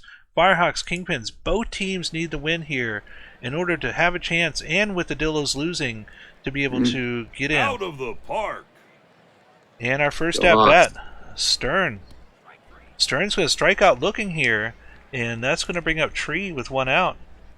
Bubba Tree. Bubba Tree striking out, and now the Cheese. The Cheese striking out, and 3 strikeouts here for Dagumpa Bauer. And that'll take us now into the bottom of the first inning. Chicago up. This one hit to third baseman, goes all the way across. Gordon's going to get the out on that one, and that'll bring up Andrews. Andrews to first base, goes the pitcher, out number 2, and DeRosa. DeRosa, high fly ball towards right field. That will be caught, and that will... No, it was not caught. Whoa, that was an error. That was a fumble bumble there. Runner does get the second, and they do get the runner here first. That will retire the side. So California able to get out of the error there and keep it to 0-0. Top of the second we go. Dotson through the gap in center. And we have a leadoff runner here. Tyler O'Steele. Tyler O'Steele striking out. 1 on, 1 out for Smoove. Chris Smoove. Smoove to the shortstop. There's the 6, but not the 4, and they do not go to first base. Runners at first, 2 outs, and a strikeout from Poggert, and that'll retire the side. California is still unable to get anything on the board here. Chicago's turn, bottom of the second. Strikeout from drop table players. Danger's going to fly out to the third baseman, going out into the grass for that one. 2 outs now. And we're going to strike out looking from strong arm. Side retired. Top of the third we go. 0-0 with Diesel J. All right. We got Martinez going to be up to bat here for California. And he's going to drop a single into left field to start us off. Jardine up to bat now. Jardine. Line drive to the shortstop. That's out number 1. Sawyer Stern. Oh, right past the second baseman. That's going to put runners on first and second here. 1 out for Tree. Tree now. Oh boy. Down the right field line. That's going to be at least 1 run. It could be 2. Runner at third. Rounds it. They're going home. No throw. Make it 2-0 here. Firehawks on top. Still just 1 out here with the runner on second. The Cheese will ground out. Advances the runner to third though. Dotson into right field. That's going to be an RBI. It's 3-0 here. Tyler O'Steele down the left field line. That might put runners on the corners again. Is the runner at third going to go for it? They are. Make it 4-0 here. California opening it up early. And that's going to be a 4-pitch walk for Smoove. 2 on here. 2 outs, excuse me, for Pogger. Pogger, not very Pogger though, as they ground out for the 3rd out. Pogger. We got Cleary ripping that one all the way off the wall in center field for a double. Chicago doesn't want to stay out of this game for sure. Cantherion, high fly ball to center fielder. That's caught out number 1. Top of the line, and now we got Shorzy. Hits it past the second baseman. That might be an RBI. No, runner stays at third. We got runners on the corners here. Uh-oh. Clicked something wrong. There we go. Andrews. Oh, there was a little bit of a hit and run, maybe? No, but runner's going to tag up and score, make it 4-1 here on the sacrifice fly. And stolen base attempt. They're going to be safe. DeRosa, past the second baseman. That might be an RBI. Runner going home. The throw not in time. Make it 4-2 here. Chicago. Oh, boy. is not giving up easily. Donnie Applegate, high fly ball to right field. That's out number 3. Now it's 4-2. California's lead not as safe as they thought. As Martinez is going to ground out to the shortstop and makes a great throw. Jardine going to be caught by the second baseman for out number 2. Sawyer Stern now flies out to the left fielder. 3 up, 3 down there for California. Go back to the Kingpins. Drop table players. Ground out to the second baseman for out number 1. Demetrius Danger now. Demetrius Danger to the third base, and they're going to throw to first. That's out number 2. Strong arm to the shortstop. Throws to first. That's out number 3. That's a 3 up, 3 down inning for either team. It's up to Bubba Tree now. Bubba Tree. Whoa, what a weird hit there. Right. There's going to be 2, even though the ball was all the way at the warning track. Give him a double. We got the Cheese. Oh, the boy. Cheese rips that one deep to left field. That ball is gone. Out of the park. 416 feet. It's a 2-run homer, and it's a 6-2 game for California. Dotson now. No outs still for California. That's going to change as there's a pop fly for out number 1. Tyler O'Steele now. To the shortstop. Who's going to throw to first? That's out number 2. Smooth. He's going to hit a fly ball. Shallow center field. That's going to be out number 3. California pads their lead. Now it's 4 runs once again. Up 6-2, but Chicago not going to go down quietly. Clearly starting off with a single. Cantherion to the shortstop. Throws a second. Throws a first. That's a double play. Nice And D. Wow, Shorzy flying out to deep left field for out number 3. So good defense from California. Stops what could have been a rally to make the game a little bit closer. Deluxe Pogger up to bat, past the second baseman, up the middle for a single. Daniel Martinez now. Daniel Martinez is going to get a high fly ball. It's caught by the shortstop. That's out number 2. Runner still on first for Jardine. Jardine flying out to the left fielder. That is out number... Oh, that's only out number 2, but a ground out by Sawyer Stern will be out number 3. It stays There's out 6-2 here. Bottom of the 6th. The heart of the Kingpins lineup. We're going to start off with a walk for Hayden Andrews. Vincent DeRosa. Oh, to the pitcher. Throws a second. They get the lead runner there. So DeRosa's going to be on first with 1 out. For Applegate, who's going to hit that in the left field. 2 on here. 1 out for drop table players. Hot hitter. Grounds out to first. Advances both the runners into scoring position, but it's 2 outs for Danger. Danger needs to get a hit here. They're going to get a walk. Bases loaded for Strong Arm. They could tie up the game with 1 swing here. Strong Arm to the shortstop. Throws the first, and that's out number 3. Chicago's kicking themselves right now for sure. Had a chance to make the game very close, and they do not score.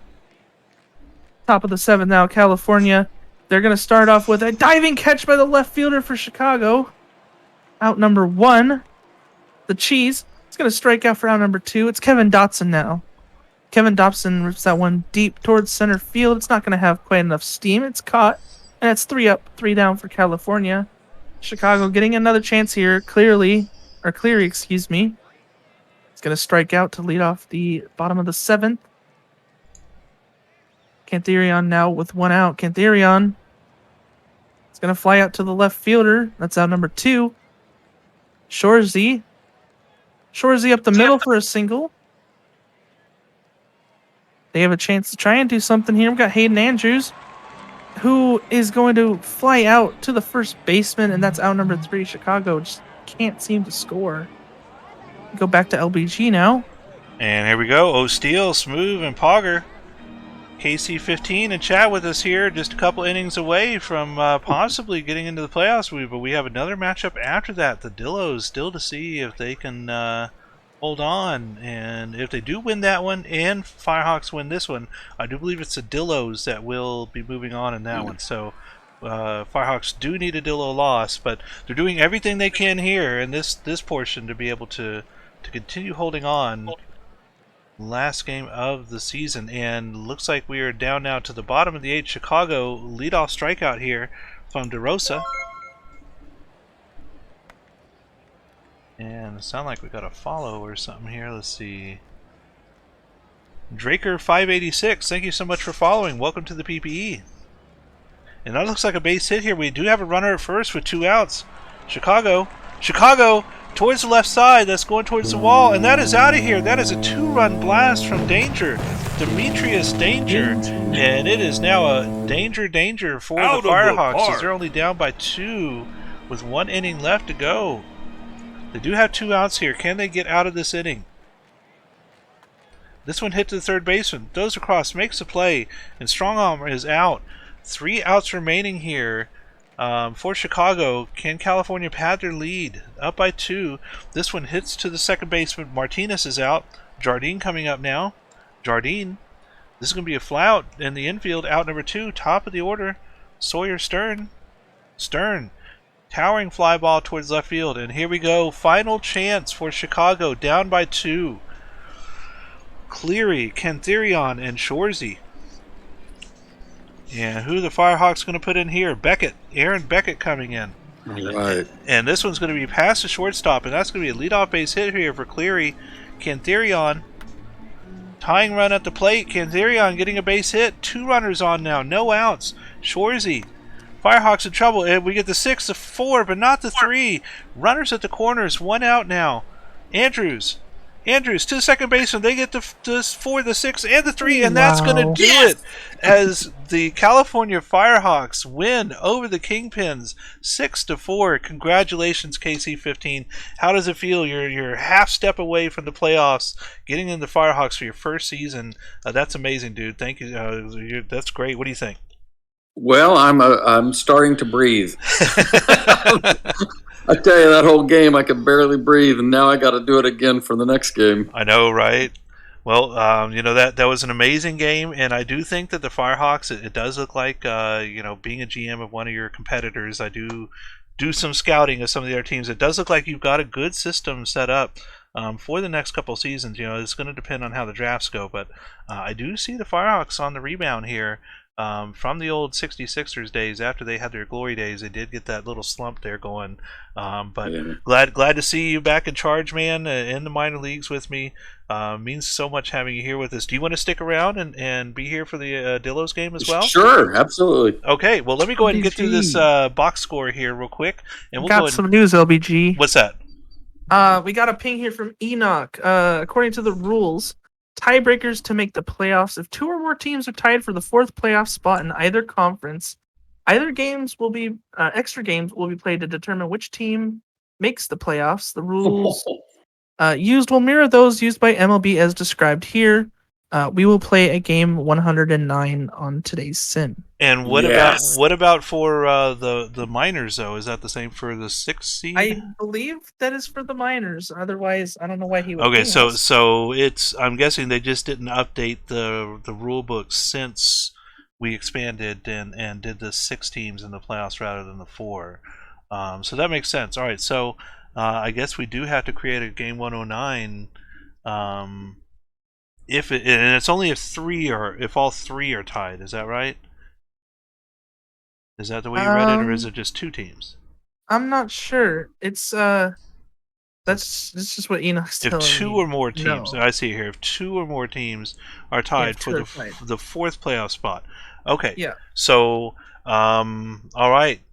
So I guess it won't matter with the advantage in the head-to-head then.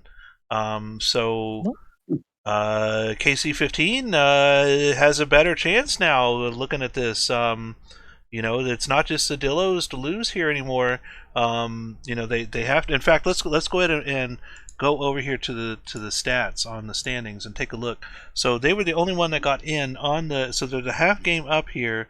So both. If the Dillos win, then we do a game 109. If the Dillos lose against the Firehawks, I think. Yeah, it would be Dillos and Firehawks because Kingpins are already one down. If the Dillos lose, do they play the Kingpin? If the Dillos lose, how that works. I think we'd be the last team. Yeah, if the Dillos lose, then the Firehawks would be ahead by 1 game, and it would be the Dillos and the Kingpins down there at the 7th spot. Only if the Dillos Only win. if the Dillos Okay. win. Only if the Dillos win, and then we'll do the game 109. And I guess we'll just have to create it and do it the same sim day and switch around to the next pitchers on the lineup or something like that. We might have to consult with Enoch on that one. But let's go ahead and do the Dillos game then. We're going to move straight into this one here. And let me see if our stats team or the mod team can go ahead and get us a predictions going. I'll go ahead and check in with the Miners Discord, see if any of the other teams want to get in on this one. And we have the Wheelers and the It's Lemurs and the Dillos. Lemurs and the Dillos.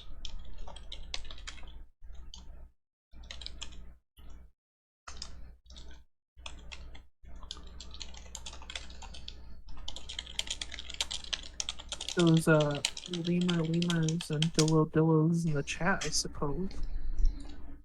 I don't know if anybody says lemur, but I'll say it anyway. Alright, so I've sent the invite. We'll see if any of them show up. We'll give them about 2 minutes or so here while we get the predictions going. Let's take a look. And it is who wins on this one. Oh, it still hasn't gone up for the new one. I still see the old one here. Who do we have? Sportsfan. If you can get the new prediction. No, it's going to be Lemurs and Dillos for this one. So I guess whoever wins, Lemurs, Dillos.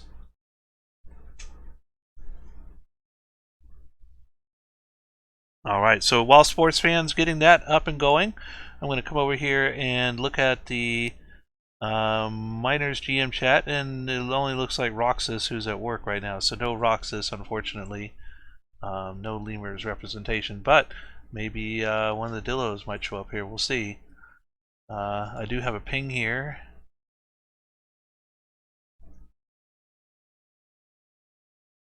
The game will generate a game 109. Okay. Yep. Okay. So that makes it so much easier. I thought we'd have to go in and manually add it, but so it would play on if the Miners finish a day before the majors, the game 109 would play on the last day of the majors, and the very next day after this day is over. I hope. Hopefully, it doesn't like delay the entire playoff process a day or something. Screw up the scheduling. That would suck. Oh, Roxas is here. Hey, yeah, I'm at work right now, but I can talk for like 5 minutes. Okay. Well, we're about to do your game here, or the game with the Lemurs and the Dillos. And if you just wanted to say a couple words about the Lemurs, how you thought you did this season, and what do you think you're going to do in the playoffs? Well, we went into the season like we got gutted. I'm sure a lot of Miners teams got gutted too. Mm-hmm. But we got pretty hammered by call-ups, and so we were not completely that optimistic, I don't think, but we have a really solid team that we put together. We managed to turn a waiver claim into a first-round pick as well, which was pretty cool. Nice. And our team we got a good team of people that are actively updating, so it's turned around a lot better. I went into it thinking we were going to have like a year of a rebuild. This is also my first year managing minor league team. But we went into the season thinking we were going to have like a year of a rebuild before we were going to be able to like compete again. But it's looking like we can make a dark horse run for it, and I'm just really excited to see where it goes. Absolutely.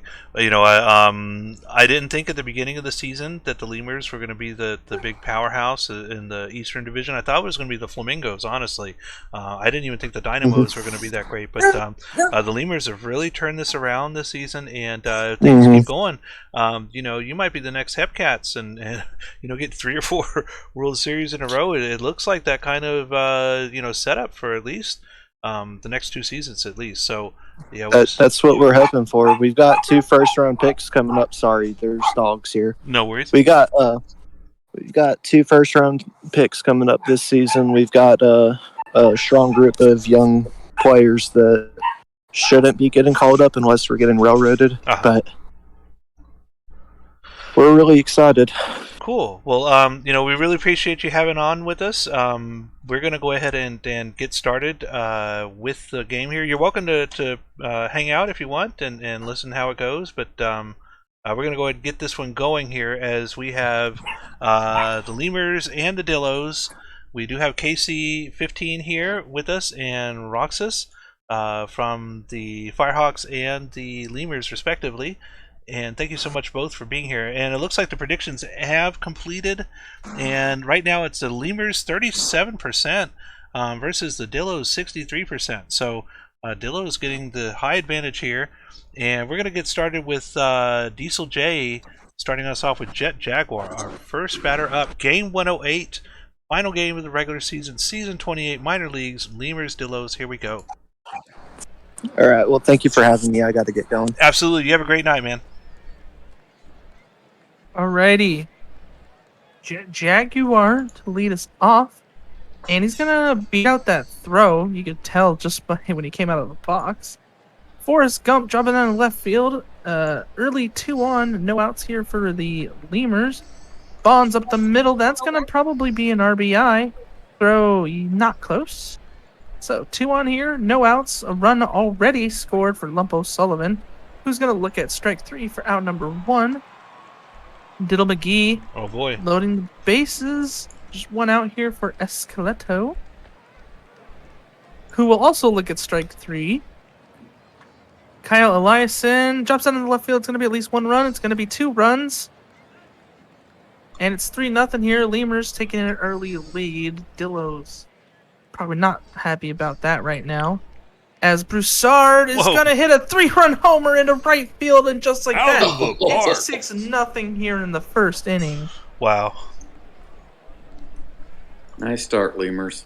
Still just 2 outs for Davidson, who's going to hit it past the second baseman.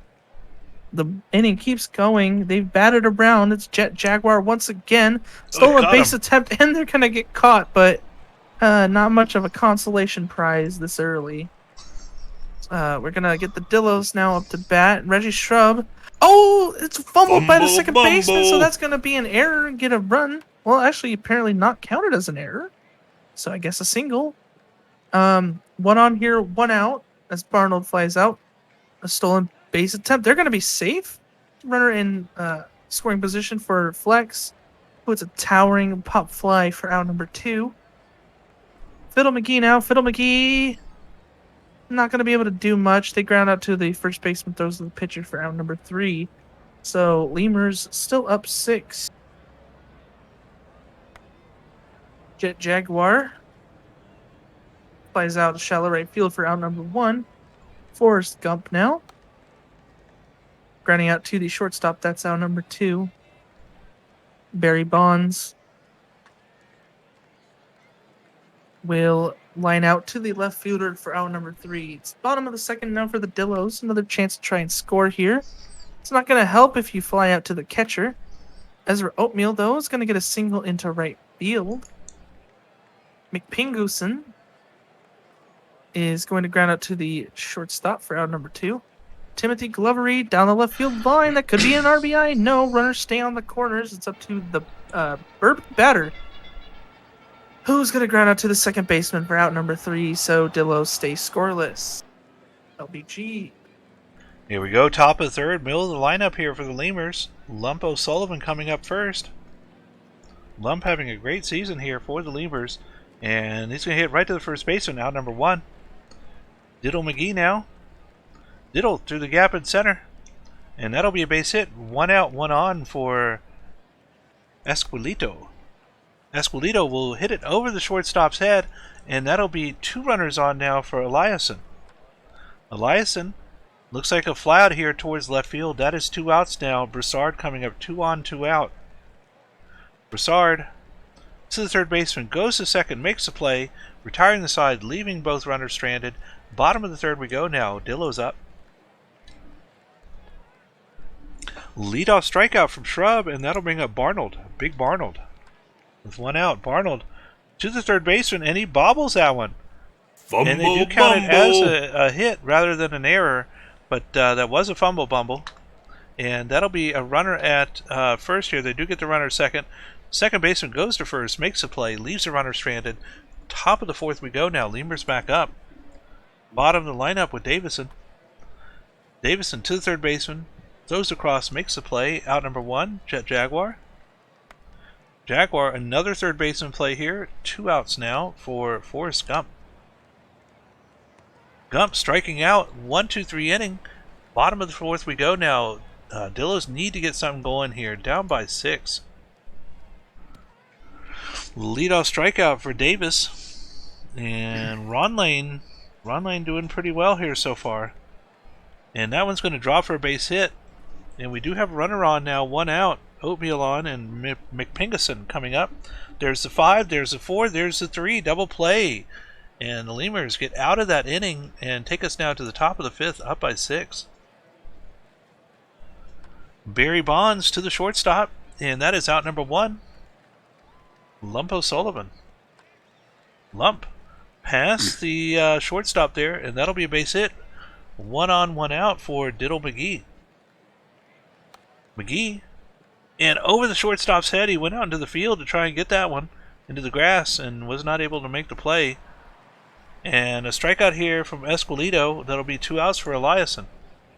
2 on, 2 out, Eliason, and that will fly out towards right field, and that will retire the side. Halfway through the game now, Lemurs up by 6. Dillos running out of opportunities here. That one is a leadoff base hit for Glovery, and that'll bring up the batter. This one into the gap in center, and now we'll have 2 batters on. And now Reggie Shrebb coming up. And we'll get a runner out here as it looks like I got a follow here from Punk42AE. Thank you so much for joining the PBE. Welcome. And it looks like we got out of the inning here. Lemurs able to avoid any damage. Top of the 6th we go now. And that one's down the left field line, and that's going to be a leadoff double here. And Broussard getting in scoring position already, and here comes Davison. Davison to the second baseman, goes to first, makes the play, runner advances to third. Top of the order, Jet Jaguar. A tapper in front of the catcher, makes the play to first. Out number 2, runner still at third. And this is going to be a fly out to center field, and that will retire the side, leaving that 1 runner stranded. Bottom of the 6th we go now. Dillo's still down by 6. 12 outs remaining here. This one to the pitcher, makes the play, out number 1. Fiddle McGee, the other of the third McGee brothers, is going to get out for out number 2. And a strikeout here from Davis. And that'll retire the side. Top of the 7th we go. This one is a fly out towards center field, and Bonds is out. Lump O'Sullivan now. O'Sullivan to the second baseman, and that is out number 2. Hot hitter Diddle McGee. Diddle will strike out. 1-2-3 inning. Stretch time now for the Dillos. Down by 6. 9 outs remaining. This one over the second baseman's head, and Oatmeal is going to get on. Ezra Oatmeal on first. And this one's a hard hit ball, but is caught by the center fielder. What a catch by that center fielder, able to keep it from going into the gap. And you want to know about fielding range, that's why you need the fielding range right there, as that one's caught by the right fielder. 2 outs now, and a strikeout, and the batter is out too, as we now move to the top of the 8th with Diesel. Lemurs up by 6. All right. All 6 runs in this game scored in the top of the 1st. Dillo's on life support as the Lemurs are going to start off here with a single by Escoleto up the middle. Eliason. Check swing is a pass ball, so 2 on here. No, whoa. Oh, the bases were weird. That's a strikeout. Runner on second here with 1 out for Broussard. Broussard hitting a pop fly to the... Oh, what? I think it was the first baseman just bobbled the ball, let the runner get the third. So runner's on the corners now. And now it's bases loaded for Jet Jaguar, which is 1 out. Jet Jaguar. Diving catch by the center fielder. Probably saves 1 run, but a run is going to score anyway, make it 7-0. And Forrest Gump will end it with an infield fly. But Louisville Lemurs do score 1 more run, so the Dillos are down by 7. They're going to need a miracle here, honestly, and it's not going to help when you start off with a fly ball to center field. Big Barnold checks her swing. Umpire says, you're out of here. Flex strikes out, and that's 3 up, 3 down, just like that. Barry Bonds here, top of the ninth. Fly out to the left fielder. Lump O'Sullivan. Down the right field line, that's a single. 1 on, 1 out for McGee. McGee is going to strike out. That's out number 2. Escoleto, feels like I've been saying this name all night, is going to ground out to the shortstop. That's out number 3. Last chance here for the Dillos.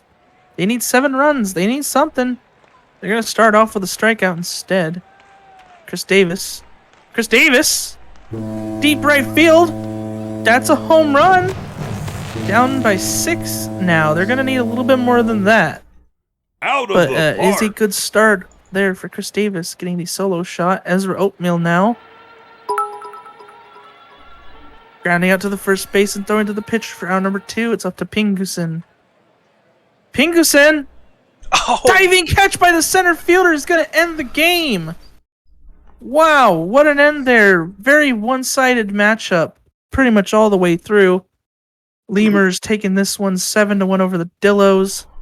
2 RBIs for Eliason, 3 for Broussard, a 3 for 4 game for Oatmeal on the Dillos. Ron Lane gets the win. They go 8 1/3, 1 earned run. Mikotowicz getting the loss. They go 2/3 of an inning with 6 earned. Player of the game is James Ron Lane. and let's make it official here by taking a look at the standings now with those 2 games in. And there we go. The California Firehawks getting into the postseason, season 28. Congratulations to California. Congratulations, KC15. Any words for our audience here on a great season getting into the postseason? Oh, thanks very much. This was very exciting. We got some great pitching this year. We have 3 actives. And I think that had a lot to do with it, but we just, we had some guys who just put in the updates, so I'm glad to see them get rewarded. Well, thank you so much for joining us tonight, Casey. I want to wish you and the Firehawks a lot of luck in the postseason. It does look like now with the Lemurs taking the Eastern Division that you will be playing the Dynamos in the first round. So good luck at that one. It's going to be a great series either way. A 5-game series. A lot of focus on the pitching in that one, I think. And so we'll just have to see how that one goes. But well, good luck to you as well. Thank you so much again, KC, for joining us. You have a great weekend. You too. Go celebrate in the locker room for us. Gee. All right, so there we go. That was KC15, head GM of the California Firehawks, as they are able to get into the postseason.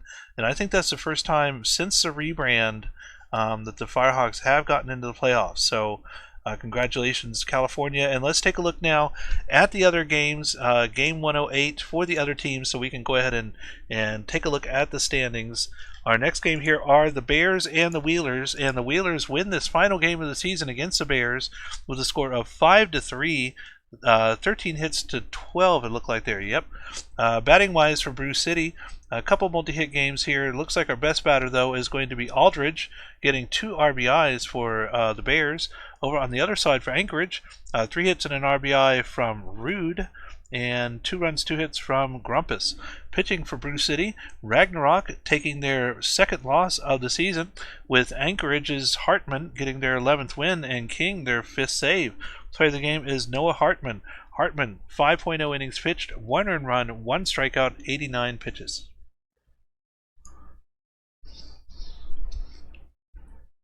All right. Got the Hepcats here beating the Dynamos 6-2. Looks like a 2 RBI game for Murphy. 3 RBIs for, is that Jet Stargasm? Yeah, I think so. Yep, Jet Stargasm with 3 RBIs.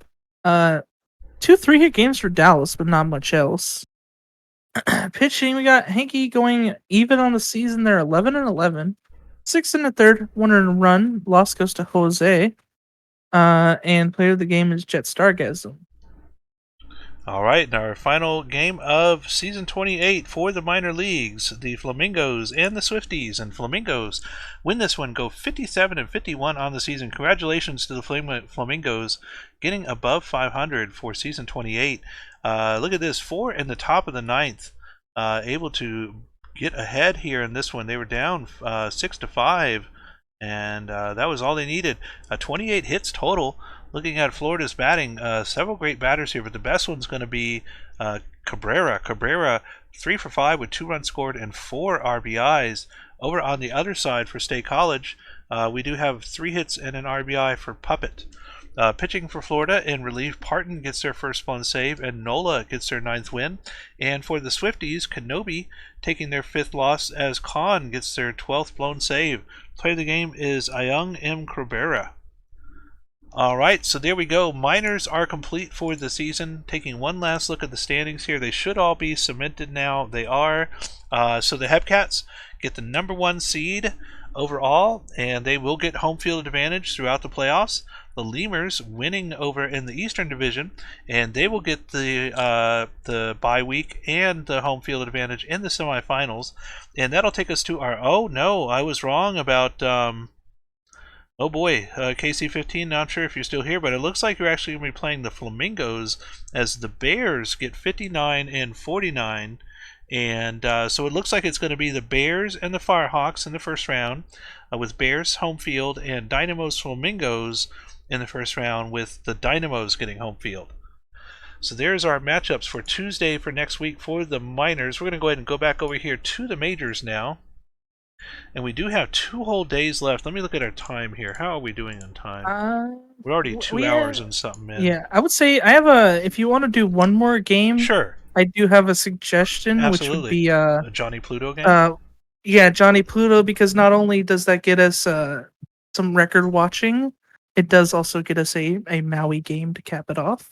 Okay, well, let's do this then. Since it is game 107 now, maybe we should quick sim today and then do game 108 as the final game? Yeah, that's what I was thinking. Okay, yeah, we can do that. All right, so we're going to go ahead and do the box scores. Let me just do a file save here real quick. And we'll do the box scores for game 107 for the major leagues. Here we go. Alrighty, looks like the Voyagers beaten the Surge here 8-6, despite some late scoring from the Surge. It's like 2 RBIs for Daytona and 2 for Pretzelman and 2 for Weedham boys. Cloudera getting 2 and Gonzalez getting 2 RBIs as well. Daring with the win. Price getting the save. You Need to Calm Down gets the loss, and player of the game is Rusty Kuntz. And our next game, the Crabs and the Aviators. Crabs win this one and go 49-58 on the season. 1 win away from 50 here. We'll see if they can get it next sim day. 4 hits to 3. Batting wise, nothing going on that side. Nothing over here either. It looks like Dan Halen was the only thing here with the home run. Providence pitching, Dasani Voss getting their 13th win. Bart Muley their 13th save. And Justin Ripspod gets their 7th loss. Player of the game is Dasani Voss. Voss, 7.2 innings pitched, 1 earned run, 6 strikeouts, 92 pitches.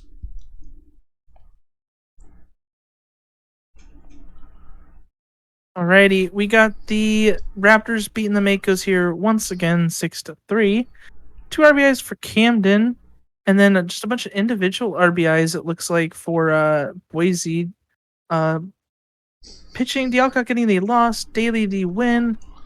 Paul gets the save, and Bodnar is player of the game. Let's see how Johnny did here. Johnny getting 1 RBI but no hits, moves up to 130 RBIs now. Oh my. All right, our next game, the Sloss and the Vandals, and Sloss getting their 65th win with the score here of 3-1 over Vancouver. Batting wise for Vancouver, we do have 2 hits and an RBI from Sam Andrews. And for San Antonio, 2 hits and an RBI from Akuna Matata, 2 hits and an RBI from Suidot as well. Pitching for Vancouver, Rogers getting their 12th loss, and for San Antonio, Taylor Johnson getting their 13th win, 13-9 for them now. Dugan their 6th hold, and Davies their 9th save. Taylor Johnson 6.0 innings pitched, 0 earned runs, 11 strikeouts, 82 pitches is your player of the game. Alrighty. Excuse me. We got the Sea Serpents beating the Toros here 3-2. Looks like just a bunch of individual RBIs. 2 for 5 with an RBI for Rogers. Pitching, Hodder gets the win, triplet the save. Benson gets a loss, and Perry, Hodder's player of the game, going 7 innings, 2 earned. And our next game, the Stars and the Supernovas. And Stars winning this one with a score of 8-4 over the Supernovas, getting win number 55 now in the season. Nashville batting, we do have 2 hits, 5 RBIs from Smith. Which Smith is that? That is Jimmy Smith. Jimmy Smith with an amazing game there. Over on the other end, 4 for 4 with 2 runs scored from a cardboard cutout of Derek Jeter. 2 hits and an RBI from Blake Fox as well. Pitching for Nashville, Rayner getting their 13th win, and Baxter getting their 18th loss for Sarasota. Player of the game is Jimmy Smith. Okey doke.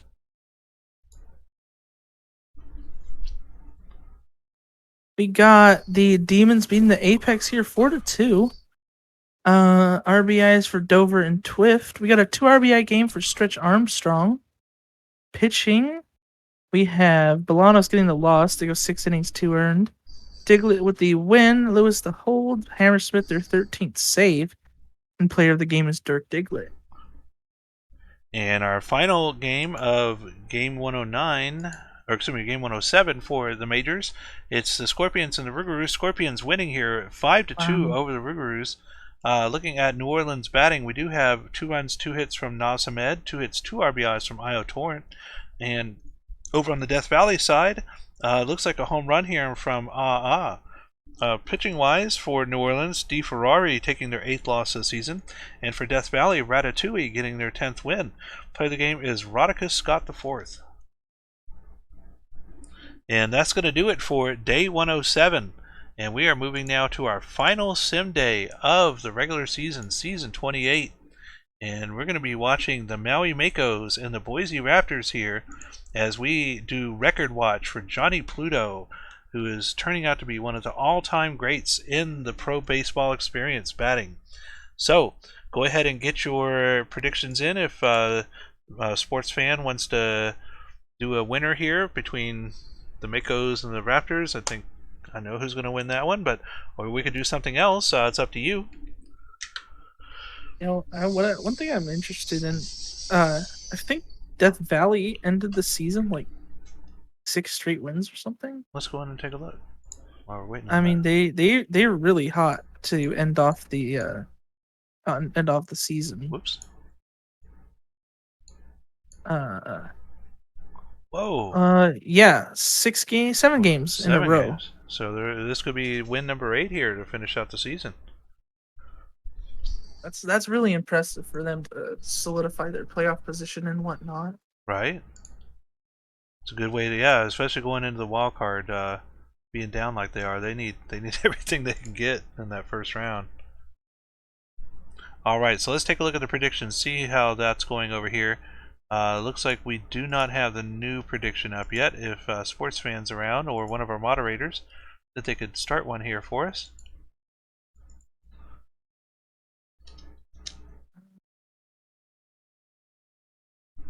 And again, it's going to be the Makos and the Raptors. And let's look at Johnny Pluto's stats while we're waiting on that here.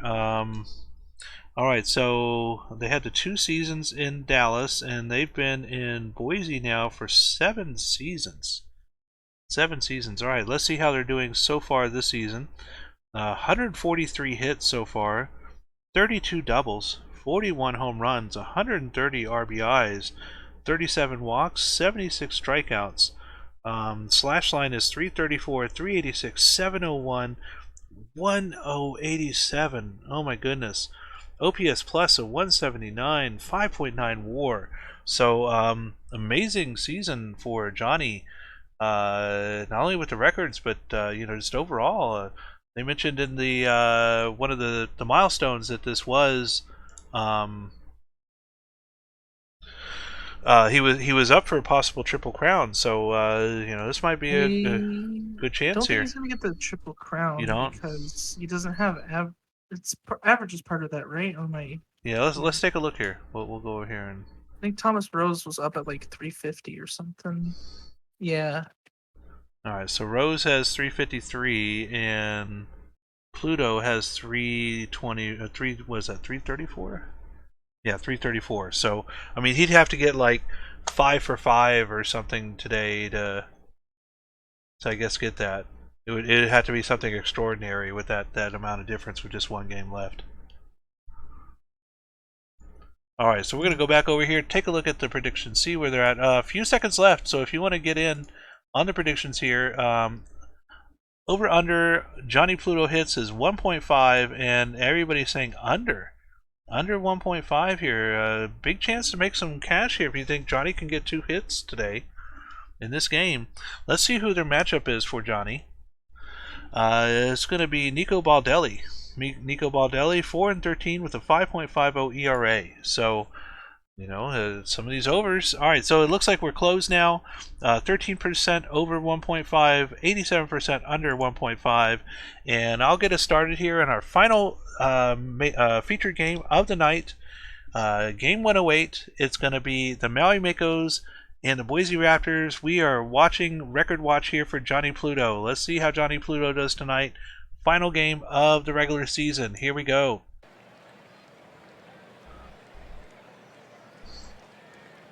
Maui up first. John Camden, leadoff batter. Camden, towering shot towards left field, and that is way up there in the feature, the park feature. Look at that. Oh my goodness. Out of Camden the park. getting us started here for Maui. 1-0 early. Philip Stein, cold hitter Stein, will strike out, and that'll bring up Peter Dawson Jr.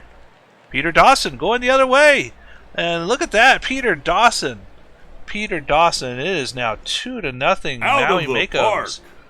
And Maui trying to get something going here in the final game. Let's see if they can get a rally. Still only 1 out. And there's out number 2 as Ernie Harwell strikes out, and that'll bring up Beef Johnson. Johnson will take a walk, and now Jay Kane. Kane towards right center field, and this one looks like it will be caught. That will retire the side, leaving a runner stranded. Bottom of the first we go. Boise already down by 2. This one hit to the shortstop, and that's going to be a play for Bland out, and Bridget Westfall now 1 out. Bridget to the third baseman, has to go all the way across, and that is out number 2. And now Petra Savor. Petra, and that's a base hit in left field side. 1 on, 2 out for it. Here we go, Johnny Pluto. And Petra going to second, and I think they got it. Yes, they did. Johnny Pluto, runner in scoring position. Johnny Pluto to the second baseman, and that's going to be out, as Johnny Pluto is unable to make a play in their first at bat. 0 for 1 now for Johnny, as we move now to the top of the second. Maui up by 2. And this one to the gap in center, as Hunts Ketchup gets on with the leadoff base hit. Atlas Gray now, no outs, 1 on. Atlas, the 6, the 4, but not the 3, as Atlas gets to first. Gofford, hot hitter Gofford now for the Makos, and Gofford's going to get through the gap in center. Runner going to third, and they did get the runner at second. It looked like, yes, they went for the extra base, and it cost them, as that run will not score now, as they were able to get the third out over first base. So a costly extra base run attempt there from the Makos, and did not pay off. And here we go, bottom of the second. Boise up now, and we're going to get a leadoff walk here from Andrew Orem. And that'll bring up Parker Beauchamp. Beauchamp right to first base and goes to second, goes back to first, and yes, that was a 3-6-1. Was that a looked like a 3-6-1 with the pitcher there on the base at the end, as they're going to get that one and retire the side as we go down to Diesel, top of the third. Maui up by 2. All right. We got Philip Stein up to bat, and he's going to hit that one down the right field line for a single. He's going for 2, stretching it out. Throws not in time. There's a runner in scoring position now for yours truly, Peter Dawson Jr. And what's he going to do? Of course, he's going to fly out to the warning track. Runner tags up at second, though, goes to third. It's a runner on third with 1 out for Ernie Harwell. There we go. Ernie Harwell rips that one deep to left field, and that one is gone. That's a 2-run shot, make it 4-0 Out of here. the park. Maui finally decides to show up. As we got Beef Johnson here with 1 out, who's going to ground out to the shortstop. J. Kane now with 2 outs is going to strike out. I'm going to go to the bottom of the 3rd now. Radiance Ham up to bat. And Radiance Ham is going to take a trot over to first. And what? That was like some weird hit and run thing there, and they're going to get away with it? Oh, they don't go for the RBI though. Runners in scoring position, no outs. Two blonde is going to get the sacrifice fly, it looks like. And that's going to make it 4-1 ball game. Pass ball is going to let Bridget Westfall get to 3rd. Fumble, bumble. That one is hit towards left field. Might be enough for a sacrifice fly. The throw does not come in. Make it 4-2 here for Boise. We got Sabor, who is going to ground out to the shortstop for out number 3. And we got Hunt's Catsup up to bat, and Catsup is going to line up to the center fielder for out number 1, Atlas Gray. It's going to look at strike 3. Jarrett Goffard to the shortstop. Throws the first. That's 3 up, 3 down. We have the man of the hour, Johnny Pluto, popping out to the catcher for out number 1. 0 for 2. Andrew Orem. Yep. Orem's going to take a walk there. That 100-eye really standing out. Parker Beecham. Shortstop throws a second, throws a first. That's a double play. And we're going to go to the top of the 5th. Mako's still up by 2. And John Camden up to bat. Top of the lineup, John Camden. It's a fly ball to deep right field, and that's caught. It's out number 1. We got Philip Stein now. Stein is going to hit a fly out to center field. That's out number 2. Peter Dawson Jr., what'll he do this time? He takes a walk. Yay. We got Ernie Harwell up to bat with 2 outs, and Ernie Harwell Oh no. is going to ground into the fielder's choice with the shortstop. Still 4-2 here. Bottom of the Boise, Bodnar flies out to the right fielder for out number 1. Radiance Ham grounding out to the pitcher. Sacks Justice now. Grounding out to the shortstop. That is out number 3. And have Beef Johnson up to bat. And he's going to fly out to the left fielder for out number 1. Jay Kane now. Jay Kane will do the same, but make the fielder run a little bit more. Hunts Catsup with 2 outs. Will hit into the gap in left field. It's going to be at least 2. That's exactly what it'll be. Atlas Gray with a runner in scoring position and 2 outs. And Atlas Gray is going to fly out to the 3rd baseman. Bottom of the 6th now. Boise still down by 2. Blonde up the bat, top of the order. And he's going to ground out the second baseman for out number 1. It's up to Westfall now. Westfall. Fly ball. Center field. It's out number 2. Petra Sabor. Sabor. Oh, bobbled by the second baseman. It's going to give Pluto a chance to go up the bat. Bumble. Stolen base attempt is safe for Sabor. Pluto still. Pluto is going to get another RBI, it looks like. Yes, sir. Make that 131 on the season. 1 Getting for 3. Sabor. Yep. Andrew Orem up to bat. Andrew Orem is going to fly out to the left fielder for out number 3. Up to bat is Goffard. Down the 3rd baseline. Oh! Fumble, The bumble. first baseman misses the ball, and so the runner's going to be on second with no outs for John Camden. Hits it to the second baseman, gets the throw in time. Runner goes to 3rd, so runner on 3rd with 1 out for Philip Stein. Down the 3rd base line. Going to get the out at first, but not a double play or anything crazy like that. Peter Dawson Jr., typical fashion, will ground out to the 3rd baseman. Bottom of the 7th now. Boise down by 1. And they're going to start off with a single by Beecham towards the center fielder. Bodnar, hot hitter so far. Gets to the shortstop, throws a second, throws the first, and that's a quick double play. Radiance Ham. I'll jump down to the left field for a single here with 2 outs. Sacks Justice now. Sacks Justice to the 3rd baseman, who's going to throw the second and get the force out there. Go to the top of the 8th LBG. And middle of the lineup here for Maui, Harwell, Johnson, and Kane. Harwell coming up first. Harwell to the gap in center, and that's going to be a leadoff base hit for Maui, as that'll bring up Beef Johnson. Beef 6-4, the 3, and they get the double play there. And 2 outs now for Jay Kane. Jay Kane, and what a diving play by the center fielder, able to deny them from the base hit, and the side is retired. Boise coming up now, down by 1, top of their lineup. This one to second baseman, and Tuplan is out. Bridget Westfall. Bridget will take a walk, and that'll bring up Petra Sabor. The go-ahead run at the plate here. Petra Sabor into the right field, and that is going to be a 2-run blast. 414 feet as Boise takes the lead late in the game. Out of the park. 5-4. Oh boy, and here we go, Johnny Pluto, who's 1 for 3. Johnny will strike out, and that'll be 1 for 4 now for Johnny. That 2 outs may end now, his day. right?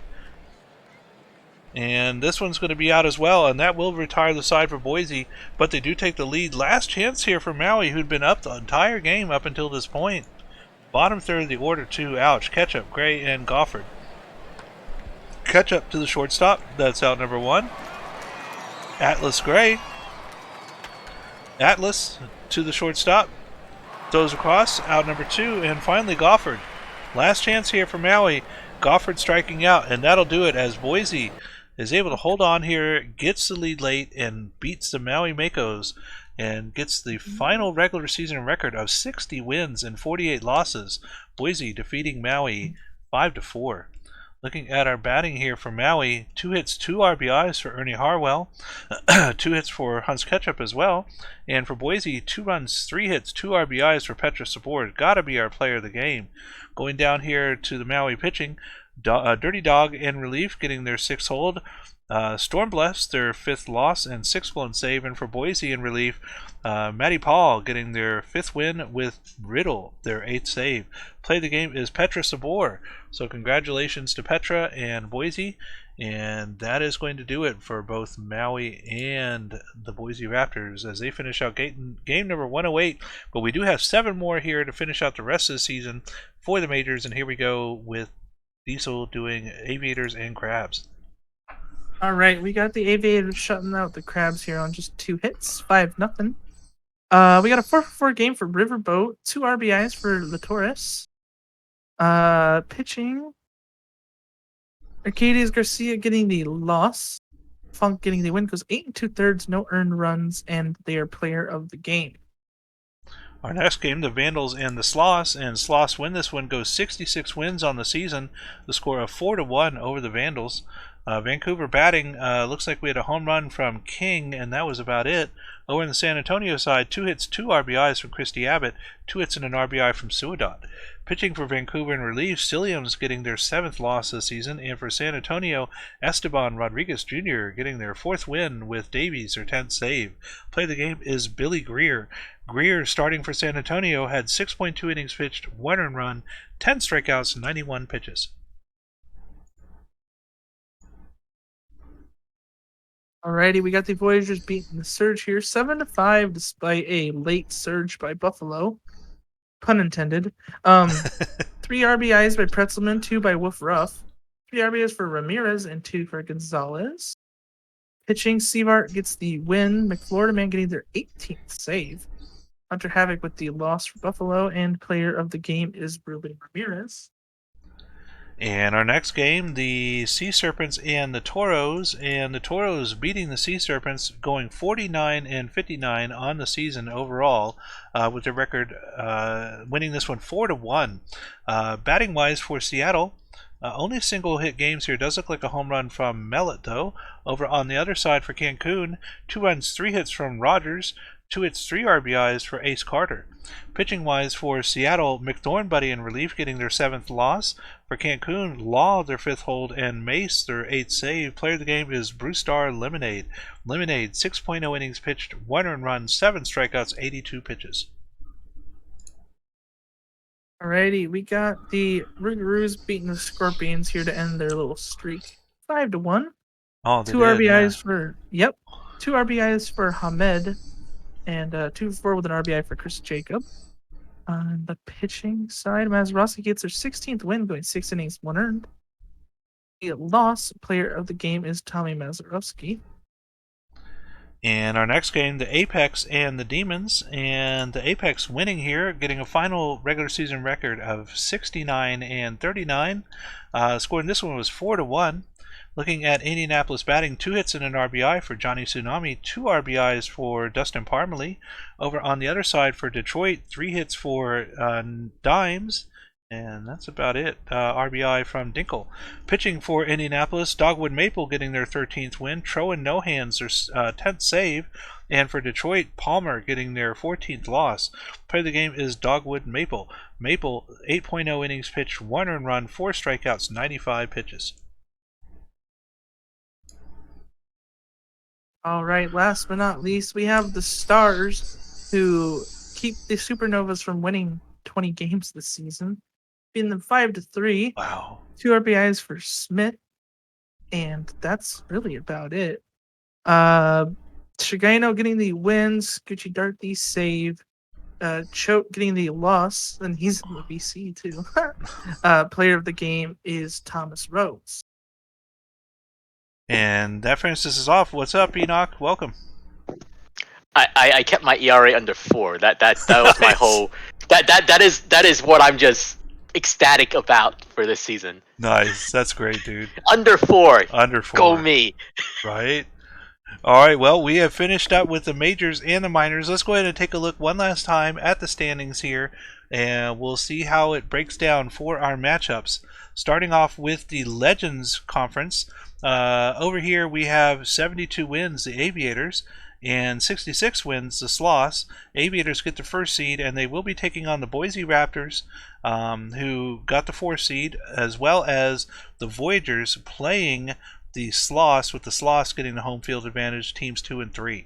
Over on the champion side, we have the Apex with 69 wins and the Rougarous with 73. So both got their home field advantage for the first round.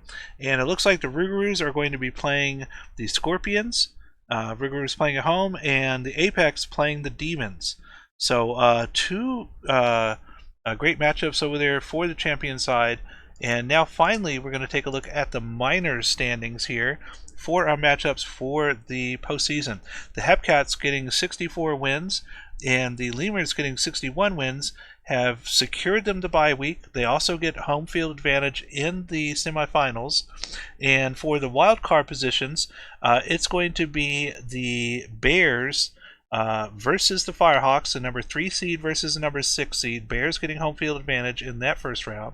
And the number 4 seed, Dynamos, taking on the number 5th seed, Flamingos. Dynamos getting the home field there. So a lot of great matchups coming up at the beginning of the playoffs, which is next Tuesday.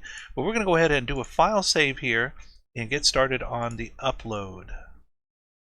And get that going here for us. So let me just take a look at our settings here real quick. And we got top 2 rows checked, all 4 of those checked. It should be 1st and 3rd rows here, those bottom 2 checked. All 3 of these checked, and we are good to go, and off we go. Alright, so season 28 regular season is in the books. We do have New York Voyagers GM Enoch here. I'd like to hear what are your thoughts on getting into the postseason, and how do you think you're going to do in the first round? We have a tough matchup with the Sloths, and there's no doubt that they have a great team over there, and it's going to be extremely tough. And so I don't take anything for granted here, and I am very glad that we made the playoffs. Don't get me wrong, it has been a frustrating season overall, and I think the team picked it up just enough at the end. So, but we have a long ways to go. Well, it does show here on the head-to-head. Comment on your thoughts of the players Jody Quinn. No comments. I don't know who that is. Brown ball. But it does look like here in the head-to-head that you are 6-4 versus the Sloths in the regular season. So that does bode well for hopefully. Yeah, I mean it's something. So right, I'll take any positive we get, but Oh, Nate, I love you. You know I love you. Um, uh, I think what was I gonna say? Yeah, again, like some of the head-to-head stuff, I kind of ignore just because the playoffs is like a completely different beast, and anything can happen, and we have seen that before. Right, right. What one would expect doesn't go, and then so. It will be fun. I say that now because it will be fun, and and I have said this many times. The PBE playoffs has pretty much taken off like 20 years of my life now. So, so that will be me on Tuesday Right, freaking out, getting some gray as hair while usual. you're watching. So Right. I do. I have like a lot more gray hair now. So. No. Well, it does look like right now you are 31-20 at home. So, in 28-23 away compared to the Sloths, who are right now. Let's see here. Where was theirs? Well, I just had it here and then I closed it or something. Ah, here we go. Sloths are at. There they are. 62-40. Home is 35-16. Away is 27-24. So it does look like they do have the advantage at home, but you do have a slight advantage away. So having that extra away game in there with only 5 games in that first round, that might end up being crucial there. Another thing I'd like to talk about while we have a couple minutes here while this is uploading is we've looked at one side here with New York. Now let's talk with Diesel. The Maui Makos pretty much in rebuild mode right now. You did have a great draft. The last couple drafts, I think it was season 27 was the one that you had all those picks in there. How do you think things are looking for the next couple seasons for Maui? Well, like I just said in our locker room like 2 minutes ago, we're like, this is the heart of the rebuild now. Everybody's coming out, and a lot of new people are coming in. I've been saying we're calling up 5 players this off season. Nice. So that's gonna be a lot of stuff. I mean, Kagamine, probably our biggest prospect in a while, gonna be coming to pitch in the rotation. Which I'm looking forward to a lot. And then, of course, our 2 big outfielders in Emerson and McNasty. And then on top of that, our bullpen's going to be getting better, of course, with Huevos and HO. So yeah, there's a lot to look forward to. I really think this is where we start, taking a step forward. I really do want to get into playoffs, and I want to say hopefully the next 3 seasons. It might have a chance. Exactly. It definitely Yeah. looks like it, man. Looking at how the Scorpions did, they just kind of got in there by the seat of their pants. They did have the winning streak at the end of the season, but there are so many teams right now. It seems like in rebuild mode in the PBE that now seems like the time to strike. I do think a couple of these teams that have been established over these past several seasons, might start slipping a little. I don't want to name any names or anything like that to upset some of the players, but I do know that some of these teams are going to have some major shedding of some of their top talent coming up here. Season 29, especially season 30. Looks like a lot of contracts are coming up season 30, so I think that's going to be when the shift really starts to happen. We might see some new teams, like the Sea Serpents or the Mako, stuff like that, being able to make that play hopefully into the postseason. But it does look like our file is finished uploading here. Let me go ahead and find the link to get that started unzipping, and then we can update our index. There we go. All right, file is in the process of unzipping. Just thinking about it. All right, there it goes, and we're going to go ahead and go back over here and refresh to see that this is all correct.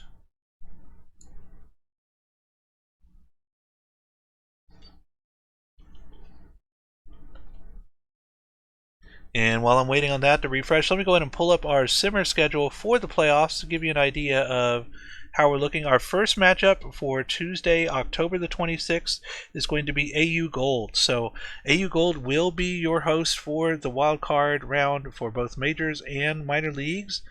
And Yes, it's empty right now for Thursday. I'm very well aware of that. oh yeah, no worries, no worries. Just trying to get this to update here. I thought it was going to update, but it still has not refreshed here. I did get the thingy to. There's that. Okay, it is not refreshing the index. Oh, there we go. So there we go. So now it has that one. Let's go back here and check this again. Huh. Well, it does have the 108 games on this portion here. So does look like the index is updated. So again, everybody, thank you so much for joining us tonight. I've been your host, Legally Blind Gamer, joined by Maui GM and great friend Diesel J. Any last words, Enoch, Diesel J, before we go ahead and sign off and go into the postseason? No, not really. Thank you guys for streaming, and good job. And so good luck to everybody in the playoffs. It'll be a fun next week. Playoffs are always fun. Right. Yeah. All right, and I am actually scheduled for the Major League World Series next Saturday, so I hope everybody tunes into that one. But AU Gold is going to be your next streamer this coming Tuesday. Any last words, Diesel, before we sign off for the night? No, let's have fun. All right, well, this has been our first stream in forever, man. I want to thank you so much for joining me tonight. It's been a very long time since I can remember that we've done a stream together. I'd like to do this more often, dude. So, maybe we can figure something out for next season and get a stream in for that one. What do you think? For sure. I'd love to. Okay, cool. All right, well, everyone, we're going to go ahead and sign out. Let me just pull up my OBS here to get to the right screen. And thank you so much, everyone, for joining us again. Tuesday night, wild card playoffs. AU Gold should have the announcement in the Game Day channel in the main PBE server sometime in the next couple days. Also, make sure to get your playoff predictions in. Sometimes it doesn't come up until Sunday that it gets posted, and you only have a couple days to get that in. So make sure to get your playoff predictions PT in. And thank you so much, everyone, for joining us. This is Legally Blind Gamer, joined with Diesel J and Enoch, and we hope you have a great night. We will see you Tuesday. Oh.